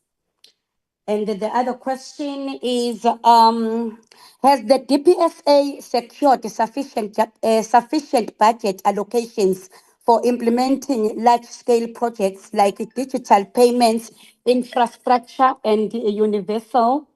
I'm sorry about that. I'm sorry. Give me some time. Just a second, Chair. No problem. Okay, then I was saying, has the DPSA secured sufficient budget allocation for implementing large-scale projects like digital payments, infrastructure, and universal biometric ID? What is the timeline for full rollout of the My Mzansi portal, and how will it integrate services from departments that still operate outdated, fragmented systems? Another question is, how will the government, no, not this one. Okay, let me go to another questions now. How is the NSG working with departments where vacancy rates remain high? For example, 36% in DWS, to ensure skills gaps are not worsened by unfilled positions. What steps are being taken to improve response rates to skills audits in departments like DWS to ensure statistically valid and representative findings? And yeah, that's all I have. Let me end it there, Chair. Thank you so much. Thank you very much, Honorable Mukunu. We then move on to Honorable Kaba. Please proceed. Thank you very much, Honorable Chairperson. Good morning to you, Chair, and the honorable members in the platform, and all the departments that have been presented their document in this committee. Let me join you, Chairperson, to welcome the new member in the committee, Honorable Gugulethu Mchunu. You are welcome, Ntombazane. Thank you very much, Honorable Member Mchunu, to joining us. Thank you, Chair, Ma. Thank you. Chair, let me switch off my video. Chairperson, before I start about my question, let me concur with Honorable Gcilitsha about the job card. When officials are dealing with the issues of a service delivery. Because I have an experience of that. In the municipality, I have a complaint in the municipality in Johannesburg. What is that? Is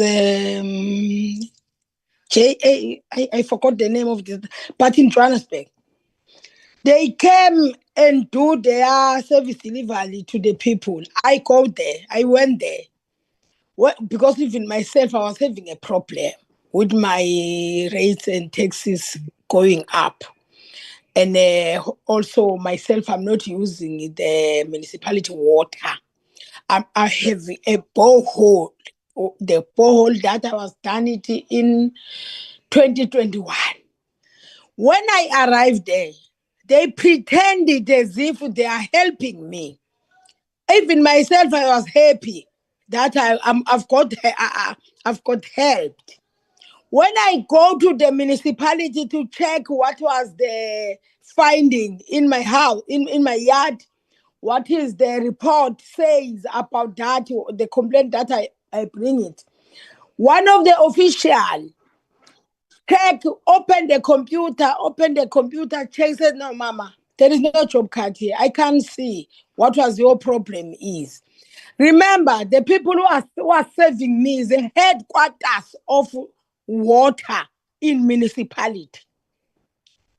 It's the people that are staying in Newtown. Their offices are in Newtown or what town, Lapo, like that.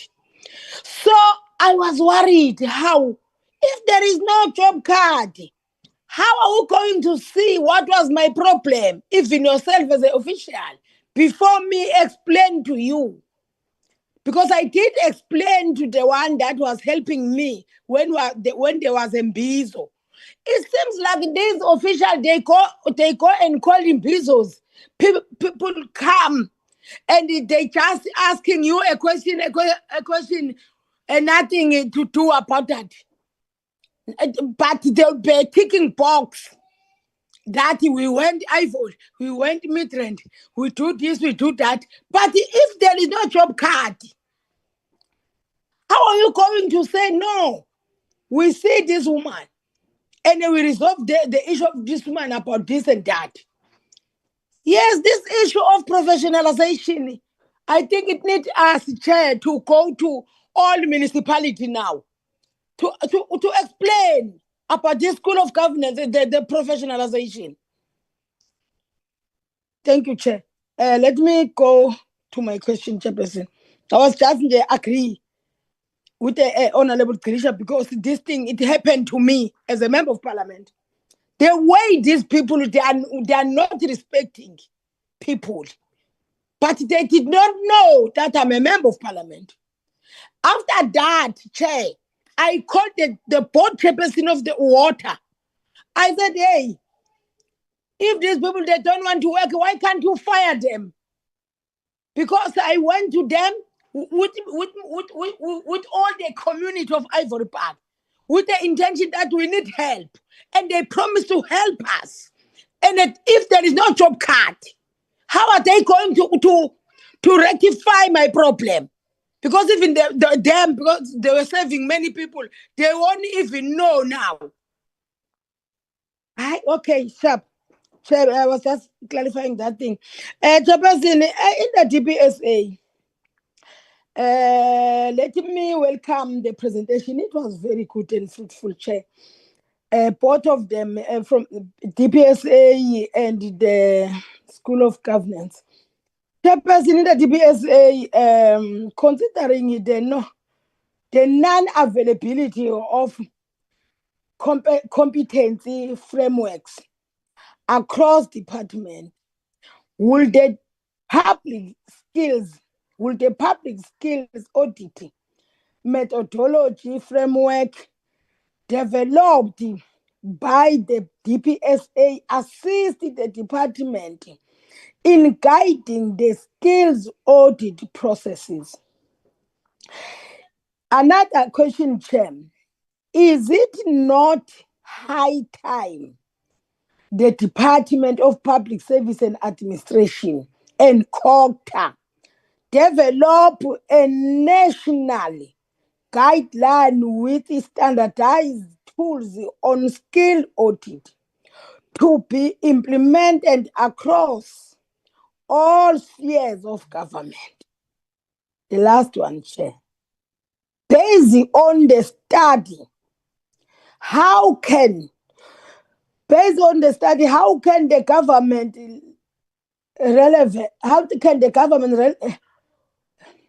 leverage digital platform to track employees' skills, qualification, and experience, which in the long term will cost less in generating the information? I thank you, Chair. Thank you very much. Honourable Tikana, the floor is yours, and thereafter it's Honourable Langa. Thanks, Chair. Just for you to see me. Okay. Your video is on. We can't see you, but we can hear you.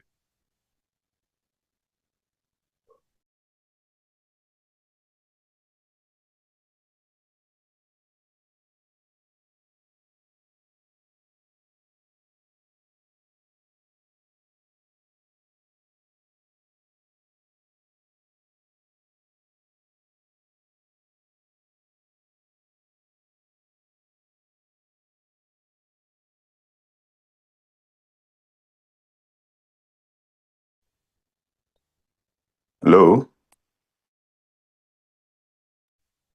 Honourable Tikana, your mic is open, but we don't hear you.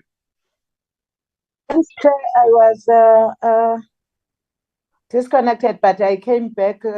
My apologies for that, Chair. I just wanted to show that my face for the new member to see who are members of the committee, Chair, but I request that I switch the video off, Chair. No problem. Chair, I welcome the reports which were presented. But Chair, I do have some few questions, but I'll minimize them due to the time.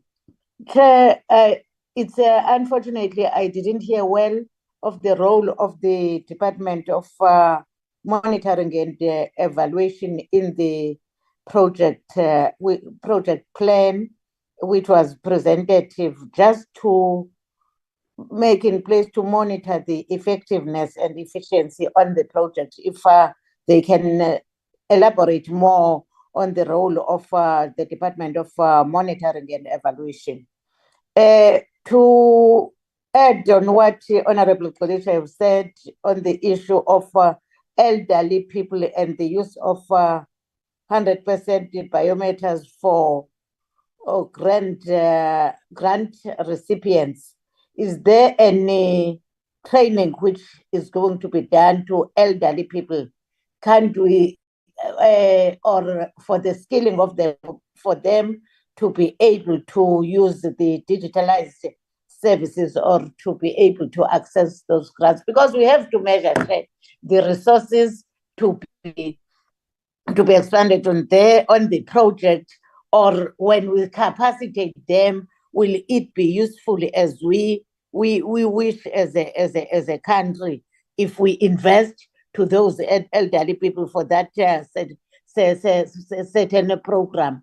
I'm running away, Chair, for us to have beautiful projects and programs which are not implementable.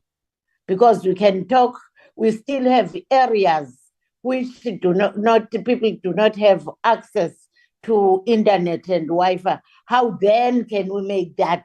And how then we will measure that in relation to the targets which will be there? Because our expectations, if we're saying we're rolling up the program to also assist in the grant recipient beneficiaries, we would want to see 100% of those covered.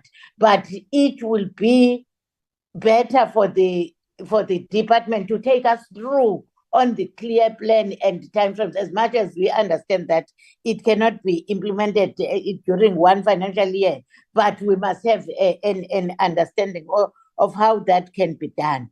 The other one, Chair, as we understand that we still a developmental state, which emphasizes on people-centered approach and development, was the roadmap presented to the civil society for them to understand and inputs to shape the program moving forward. We must by now understand our communities. They want to be consulted, even if it's their representatives, either than saying we'll be rolling out a plan which people cannot embrace moving forward. That's an advice and the need to understand better. And Chair, in the 2024-2025 budget review program and the recommendations, there was emphasis made on the lack of digitalization that led to the increase of medical claims, especially in the Eastern Cape Department of Health. What is the role of the department to assist departments in the rapid adoption of digitalized human resource management, Chair? Lastly, Chair, the presentation made by the DPSA on the progress on digitalization on the medium term pointed out that there was lack of coordination and standardized digital platform for departments and entities, which led to silo mentality or silo implementation of digitalization. Today, the department is representing the same hindrance. What has the roadmap done to improve coordination and develop a one-stop shop for data management and service delivery, Chair? Thank you, Chair. Thank you very much indeed. Honourable Langa, you are free to proceed. No, thank you very much, Chair, and greetings to fellow committee members. The DPSA led by the acting DDG, Mr. Vugeni, and the leadership of the NSG, and also the supporting staff on the platform. Chair, maybe if I also request to switch my video off. No problem. No, thank you very much, Chair. Let me also join my colleagues in welcoming both very informative presentations by the DPSA and the NSG. Chair, let me just say, I think I've been fairly covered by the colleagues. I think all the questions I prepared for the day, I think somehow they've been covered. However, there's just one point that I would like to maybe address before someone goes home today and be unhappily so. When the gentleman from the DPSA was making a presentation, the committee whip, tried to advise that at least we we see he turns his video on to see so that we are able to see that it's not robotic per se, but I'd like to think that's a procedure per se. And then someone then can request then afterwards maybe to switch off the video for connectivity purposes. So my concern around this is that we should have consistency in doing that. You know, at times on my side, the gentleman, when he was presenting, he will cut off. But somehow, after being advised to turn on his video on, I think he himself as well felt that throughout he had to switch on his video. But then when it came to the members themselves, the members were not doing what they're saying we're supposed to do, except for the the whip, committee whip herself, and I think Honorable Tigana. But all of us were not doing what we were instructing the presenter from the DPSA was doing. So, I find it unfair because it's like we have double standards here, whereas we are supposed to have rules that apply to everyone that is going to take the platform. You switch on your video, we see it's you, and then you request if there's a need for you to request to switch off the video. So I thought, Chair, that maybe that point needs to be addressed before someone goes home unhappily. Thank you very much, Chair.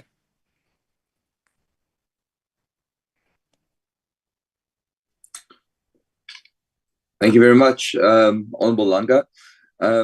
Yes, indeed, and I actually would like to address that point here. So there's no set rule around the turning on off videos, although it is practice by most committees and presenters and members of committees that at least when you speak, you turn on your video initially, and then if reception is an issue, if your signal is an issue, you then switch off the video. And I agree with you, Honorable Langa. I think we should be consistent. We should lead by example. And that I will henceforth ask members to do exactly that, minding that there will always be members who are perhaps in a rural area with really bad reception or having gadget issues. We're all humans and we must all try our best. But as far as possible, I will request in future that all members and presenters, at least as a matter of courtesy, switch on their videos and just show themselves to the committee, to which I will have no problem if that member or presenter turns off their video afterwards, to make sure that they have optimal signal. And I thank you for raising that. I think it is good practice, and I agree with your sentiments. Members, that brings us to the end of the deliberations and the questions. I will first give the Department of the DPSA, Public Service and Administration, an opportunity to answer, whereafter the NSG can answer. DPSA, over to you. Thank you very much, Honorable Chair and Honorable Members. Yes, there are a set of questions asked by Honorable Members here. I will start by asking my colleague Mandla to respond. Perhaps I can start taking the badge asked by Honorable Kawa. There are two fundamental questions that Honorable Kawa raised, Chair. One of them is the working relationship with the DCOG to address issues in municipalities. I think Honorable Kawa is quite correct. We are doing framework currently, which, by the way, members will recall that there's a bill in front of NCOP, which was passed by this committee in the previous administration. So the intention of that bill, members, is to ensure that the DPSA, because of little expression in the sphere of government called local government, we must have much involvement. So that bill provides us a leeway to do that. There are a number of frameworks that are developed that assist the DCOG to do, as Honorable Kawa raised. So, Honorable Kawa, your question is quite correct. We are, even currently, there are work that we're engaging DCOG to ensure that as municipalities, The next question asks, Honorable Governor, the role of the DPME in these processes. Colleagues and members will recall that DPME, as custodian of the DP, they set the agenda setting for government and all department and public service wide. We plan and develop our own initiative in line with that agenda setting. And they will come and do monitoring through our plans, strategic planning, and reporting in that regard. So their role is more of one, agenda setting, two, provide a space public service to plan, and they do their own monitoring evaluation. So we report DPME continuously through our strategic plan and our report. So DPME plays a significant role. So on the question asked by Honorable Kilishe, which is in line and commented by Honorable Tikana on the issue of training, issue of job losses, when start implementing technology in the space, issue of zero rating. I will ask my colleague Mandla to respond, and then perhaps I will come back and deal with the question of medical claims as asked by Honorable Tikana and the Salo Wikim. Thank you very much. Mandla, you can take the floor. Thanks, DG. Thank you, Honorable Chair, honorable members. Again, I really want to emphasize the appreciation for the opportunity and the comments and the questions that are being raised. And I'll start, I think I'll respond to issues as I've written them. Honorable Chair, I think in some instances I had an issue with the connectivity, but I'll highlight where I didn't hear well. There was a comment around the moratorium. I think the Honorable Potgieter, moratorium and the silo. I think the reason why we've taken the digital public infrastructure approach, where we deliver one common capability or solution that is going to service multiple or all the of departments, is to precisely address that. So before, even in line with trends, you'd find that departments would buy the same solution twice. So now, given that it's a presidency-driven initiative, and we're saying the approach is a digital public infrastructure approach, it means that we invest once as a public service, and all of us consume there.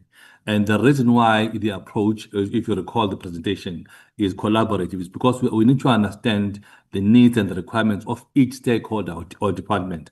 And then when we invest, we are informed by that. This is why, for instance, for now, there are those 4 or 5 capabilities around the ID, the payment, the central portal, and the data exchange. Those would grow as and when the requirements, for instance, demonstrate that more and more common goods and digital space are required. That is number one.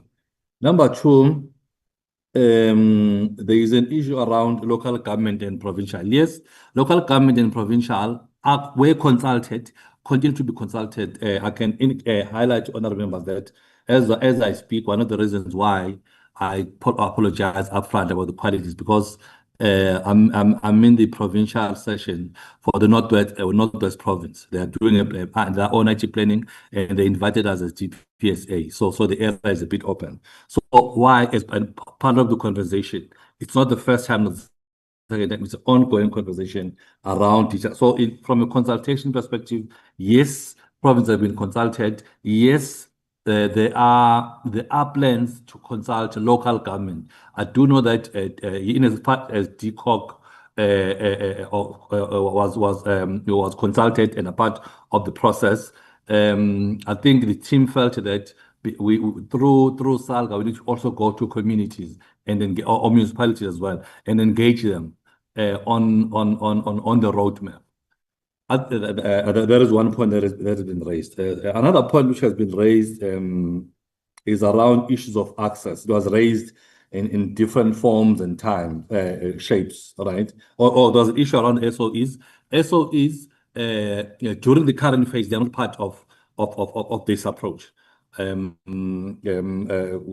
focus is still on public service as defined through PSA, but also even the Public Service Act as well as the PAMA, Parliamentary Management Act, which is then provincial, local, and national government.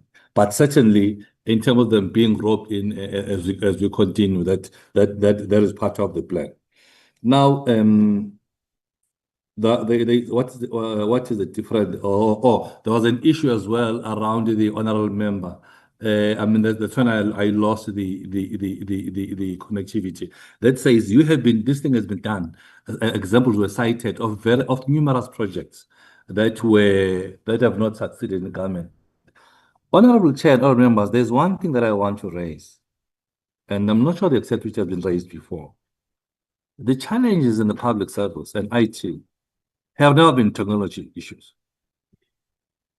The issues have always been around governance and coordination. And I think it is important that we appreciate that it has never been a question of technology not working. It's always governance, people issues in and around initiatives. Now, given that there is a coordination at the president's level, supported by the IMC with the Interdepartmental Working Group, the DSU and GTOC, that approach will start to consolidate and speak with one another rather than across each other. That's part of what is different between now and before. And a very clear approach of saying we're taking a digital public infrastructure approach, which is this is the required infrastructure, which could be just, for instance, a digital ID for the citizens. That is going to be required and utilized by all government and governmental institutions when they interact with the citizens. It has not been the approach before. It's one of the emerging trends globally. The issue around the zero rating through you, Chair, indeed, the issues of digital universal access to ICT, they remain a challenge. And I think maybe through Honorable Chair and all members, it is important for me to highlight that this roadmap is not, DPSA is not necessarily, despite being a critical player, it's not the lead player. DCDT, the DG, the accounting officer, is the co-chair, as well as National Treasury. The chair is the DG at the presidency. Why am I raising this, honorable members? I want to highlight the fact that, number one, DCDT, given their role on ICT issues across the economy, they are part of the roadmap. In actual fact, they are leading the roadmap themselves, and they are the ones who are reporting, who will expect to report even to cabinet around the roadmap.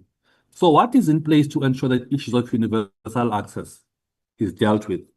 I can confirm, honorable chair and members, that, for instance, telcos in particular, which I'm aware of, they have approached educational institutions to zero rate their URLs, meaning that when you go there, the payment is not done by the user per se. Half the time, if not all the time, it becomes part of their universal service obligation. So when they get licensed for over 25 years, some of the things that must happen is that they must then, as part of so-called CSO, that's referred to as universal, they must commit on some of the things that they are going to be doing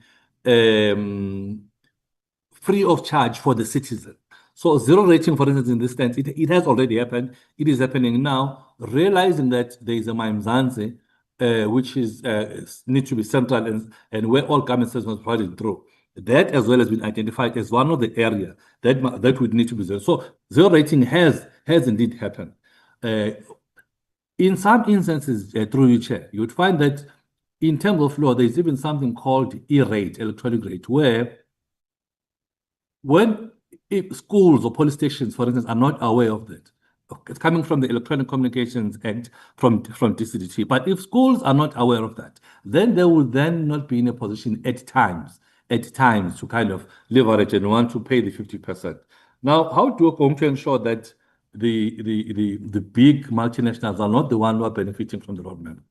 Chair, as indicated, at least there are some countries that are leading the DPI approach, the interaction with India in particular. They're very clear.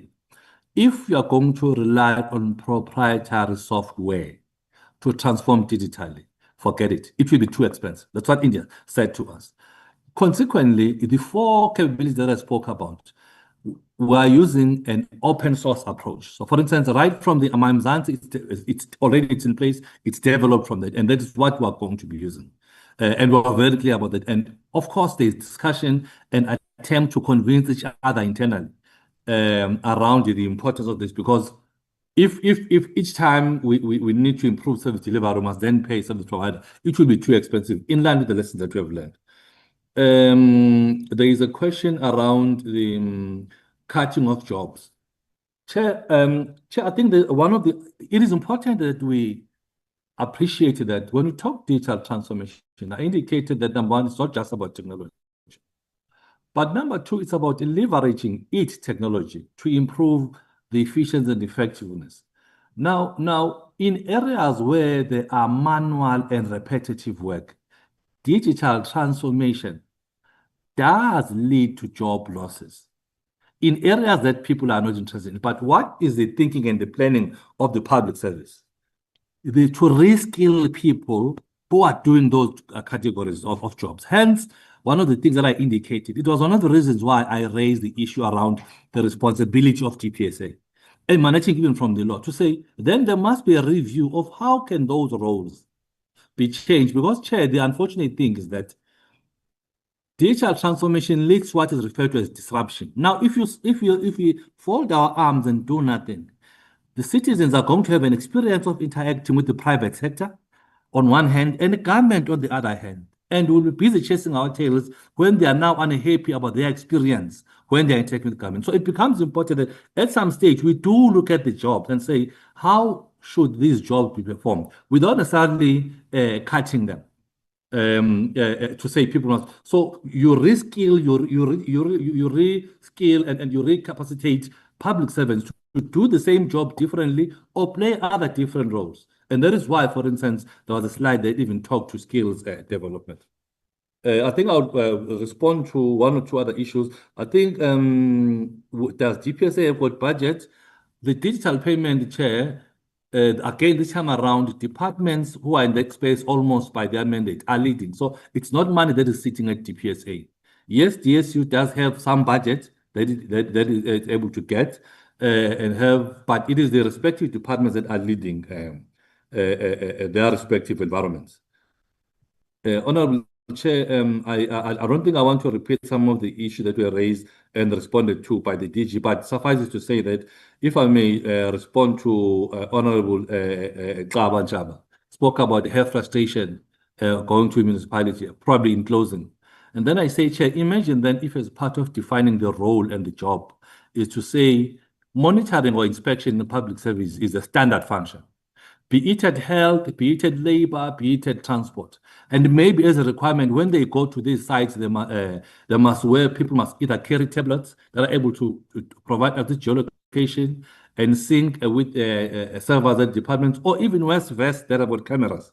So you are able to see the activities that are happening there. This is just a thought-provoking one, because obviously the mechanics of that was dependent on proper analysis, including costs and but what is the issue around that as well? There would have to be a discussion and conversation around with the human issues, and because people are involved, so therefore people must be brought on board to say, going forward, when you do your job and you move around your service, we now think that as a new way of doing job, it must change the following way. So Chair, Honorable Chair, Honorable members, I think I want to stop there. I'm very much open to if there's anything that I might have left. Are very much open to being identified, but the issue of universal access, Chair, be it the elderly, be it is remote access areas. This is why there are the obligations from through ICASA. This is why there are initiatives in the public service. This is why there are TUSOM centers, Chair. These are centers that are strategically established where people can walk in and get services. But as indicated, an ideal situation is when an adult person, based on a government's understanding of their profile, they may, in some instances, they do not even necessarily need to come to government. They must proactively get services. And all it requires is data being analyzed and interface with the citizen. Thanks, Honorable Chair and members. Thank you, Honorable Chair, for those questions. Perhaps in conclusion from our side on the same batch, is the question that was asked by Honorable Dikana on the issue of silo mentality and silo working. Perhaps just to emphasize, as DDG Mandla presented here, that the president has established the IMC. The IMC, the intention, Honorable Tikana, is to address the issue of silos.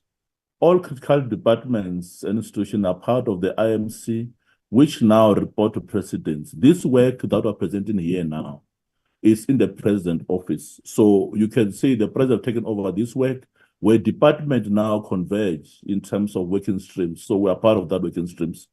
Perhaps part of the advice, Chair, to the committee to say, you may want to have a joint session with the DC, with the Committee on Communications, and call DC, DT, DPSA, and CETA, because CETA is also a very key player on this regard. So that we can get the very bigger scale of update, which cover the entire economic scale and the public sector scale. So thank you very much. We really appreciate and feel excited every time we are called by this committee to come present, because the amount of questions that we give to us, they empower our work. Thank you very much, Honorable Chair. Thank you, DPSA. We now move on to the NSG. Thank you, Chair.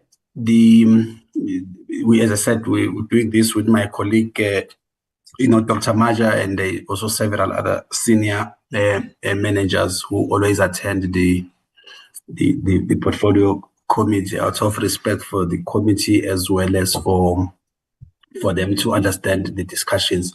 If I may, Honorable Chair, through you, make one small addition to the response about digital transformation and whether or not it includes or excludes members of the public.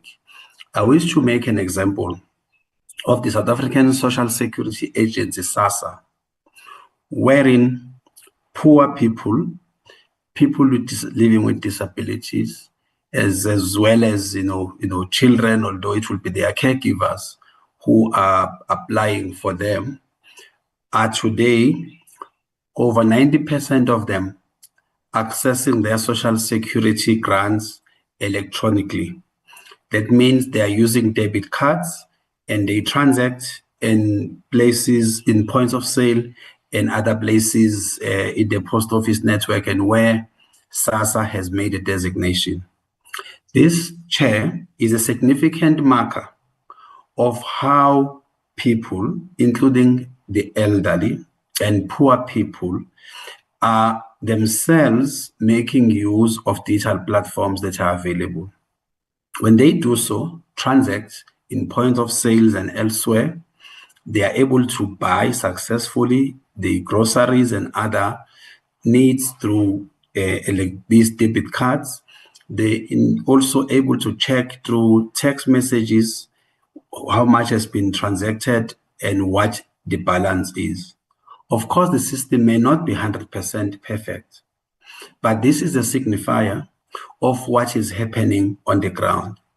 The Chair and honorable members may recall that during the pandemic, between years 2020 and 2021, government introduced what is called the COVID grant, or the 350 as it is called.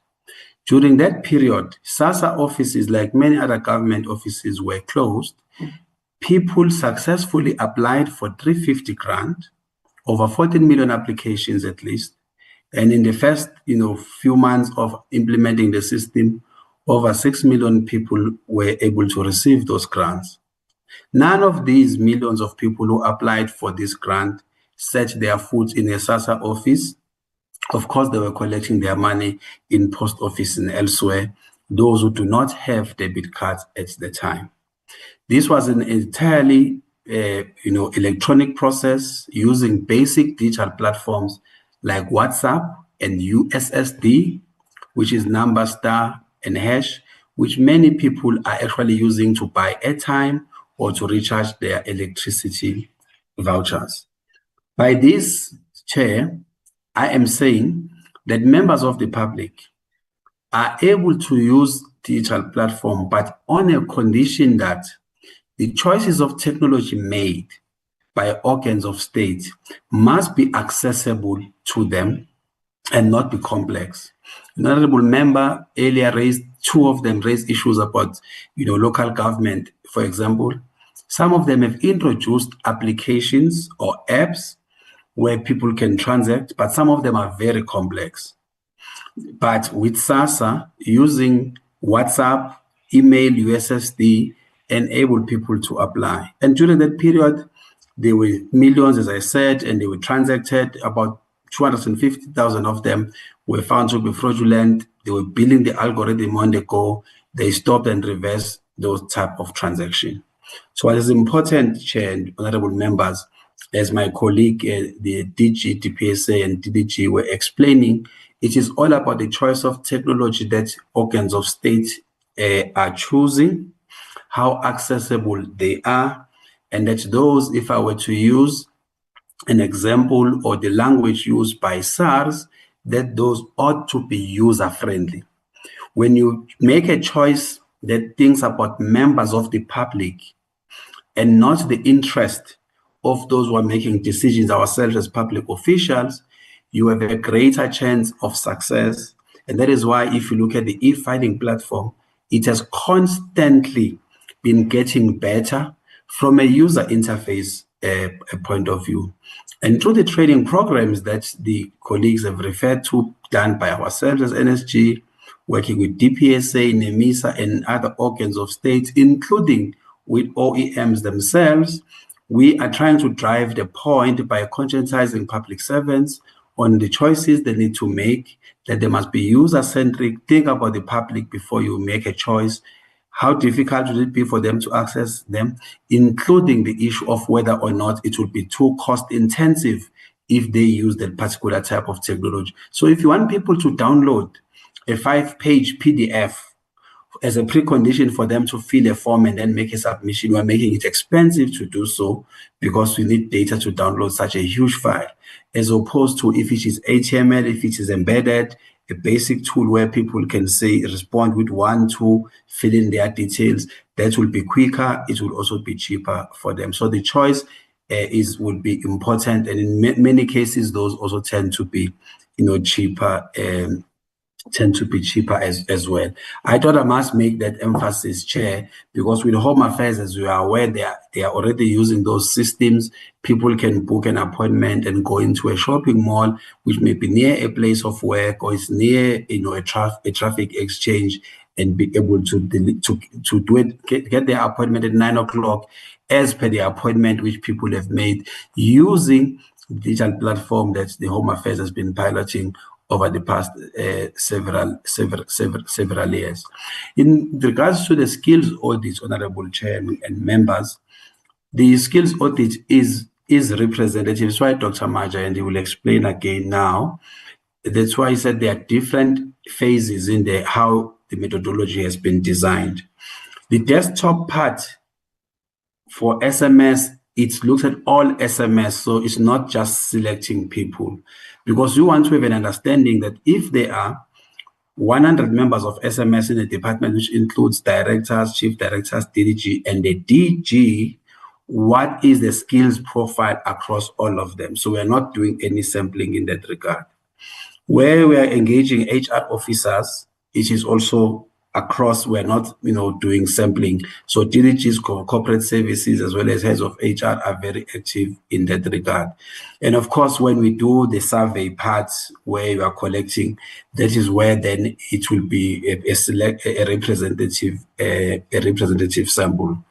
The comment I made, Chair, that some of the findings as recommendations may be generalizable, and it must be linked with a comment I made that this is a very developmental intervention, in that when recommendations are made that in one department, resources are being spent, and this is a hypothetical situation, if all senior managers in a built environment department are using monies of a department to study an MBA, what it means is that they are not building depth in the department, because if we're a built environment, people could be doing a master's in engineering, in town planning, in construction management, and so on. And then, of course, in corporate services, people can do MBA and so on. We're not saying they shouldn't do it, but I'm putting a hypothetical situation here, because you need to have depth, we need to have expertise in the department based on what the people are doing. If I use the resources of the NSG, where all senior managers want to do a postgraduate program or a master's in engineering, and they are not studying some of the things that are immediately related to what we do, then it creates a problem. Hence, the recommendations are saying department need to spend their limited resources for training and development in areas that are linked to their core mandates or the core functions. That way they can have depth and expertise within the department, because built environment department need to have registered engineers, quantity surveyors, town planners, and so on. By doing so, you are able to insource the work because you've got qualified and certified people to do the work internally, but also there will be depth of expertise within the department itself. That's the generalizable aspect of what we have found in the skills audit. Finally, Chair, before I give to Dr. Maja, I must say, that most of the officials that we have interacted with have taken these things very, they've been very candid. They've been positive about it. They do not believe that this is being used or abused. The political principals in these departments have been briefed, and they themselves are looking at, with the new administration, the new strategic plans that have been approved, how then do you change gear in terms of building the dynamic capabilities in the department? That is the coincidence now that the strategic plans are being approved and budgets of all departments, which means that those who are leading HR can then change the course of how they're doing HR in their departments, aligning it with the new plans, maximizing the impact of the resources that have been deployed. If I may request Dr. Maja to close some of the gaps in the responses. Thank you, Chair. Thank you very much, Chair. Thank you, Principal. So let me just briefly and quickly, Chair, deal with the specific issues that honourable members have raised. Honourable Potgieter, in both the SASSA and the Department of Home Affairs, the reason why they've opted out was mainly because they had just completed their own skills audits. They had just conducted skills audits of their own when we started with this process. But they remain part of this project in the sense that we have agreed with both departments that the findings that are emerging, the information that is emerging from the work that they have done, they should share it with us so that we can incorporate that work into this broader work that we are doing as part of the presidential instruction to do this audit. So we are hoping that when we complete the project sometime next year, we would have been able to receive some of that work that would have been done separately by SASSA and Home Affairs and being able to incorporate it into the final report that will emerge out of this work. And yes, you are correct. The whole idea is that once all of this work and the findings have emerged and the recommendations have been finalized, we would hope that they will inform training interventions. So ourselves as the National School of Government, we intend to work very closely with these departments in relation to the training interventions that will arise so that they inform both our curriculum development processes as the NSG, but also our training interventions going forward. You also indicated your interest in the low response rate. Maybe let me start first by saying we engage very, very intensely with all the departments, especially when we do the survey that the principal was just talking about. The HSRC also has a help desk that is ready and available to assist departments in the survey where and when they are experiencing difficulties. We engage with the leadership of departments. For example, with Department of Public Works and Infrastructure, we found that why we've had such a good response rate from that department is the leadership out of the engagements that we've had with them, the leadership that we are receiving from the department triggers a higher response rate. We are doing the same with water and sanitation. And one of those things that we are doing is to extend room where there are deadlines for those surveys to be submitted. We allow departments to engage further, to mobilize further, and we open up more space for them to submit information later. Unfortunately, it has implications for our own deadlines. But we do think that the information is more important than just the deadlines that will not give us a much more authoritative information. So we're chasing that, and we're hoping that by the end, across all the departments that we're working with, we will get a much better response rate. So the 5 people that responded that you were referring to in water and sanitation are from a chief directorate, executive support. So the total number there is 43 people, and the response rate was very low from that specific chief directorate, with 5 people responding. So that's something that we want a better response rate from, and we remain open for them to submit more information to assist us. Honorable Nkunu, the issue of the vacancy rate that is high is part of this research, because if there are simply no people in a department or in a branch within a department, then the conversation around skills gaps becomes mute, because it's not even about skills gaps anymore. It's about human gaps. It means that there are simply no human beings. If the vacancy is that high, it means that there are no human beings, irrespective of skills, because you can only talk skills when there are human beings. So part of what we will be looking at going forward in this project is the extent to which the vacancy rates impact on the departments being able to carry out their mandate and deliver on their project. So we're doing that, and hopefully the response rates that I was talking about just now with regards to Honorable Potgieter will improve and assist us in having a much more better sense. Yes, the DPSA frameworks assist us a lot in the skills audit, and we are utilizing them. And yes, Honorable Kaba, going forward, we would be hoping that part of this conversation on digital skills, some of the things can be digitized. By the way, even the survey that we are doing right now with departments, an online survey.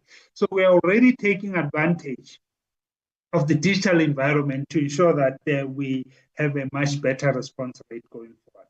Thank you very much, Chair. I will stop at that.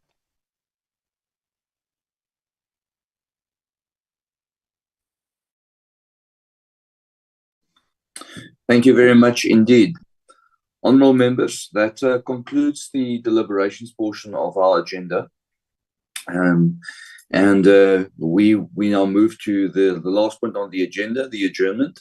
Before I adjourn, I would just like to say thank you very much for both the DPSA and the NSG for taking the time to appear before us today, and also on slightly short notice, as we received approval for this meeting only late on Thursday. So thank you very much that you've been prepared and that you've given us the presentations and that we could see it. We really do welcome it. Members, if we talk about the professionalization of the state, and if we look at what the Government of National Unity and the Constitution says about creating a public service that is based on merit, that is based on a professional public service, to drive the developmental state, then it is absolutely vital that we digitize our systems so that the public service members become more effective, and also members that we do our skills audit, that we make sure that we create merit-based appointments and that we empower members who of the public service who might need the necessary training, and also help identify where in our organograms, where in our positions in government we need the appropriate skills, the appropriate job descriptions to continue with the effective work of creating a professional public service. With that, members, I would just like to close, and I thank you very much for your attendance today. The meeting is adjourned.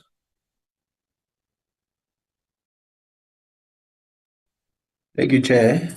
Thank you, Chairperson. Thank you, Chairperson. Thank you, Chairperson.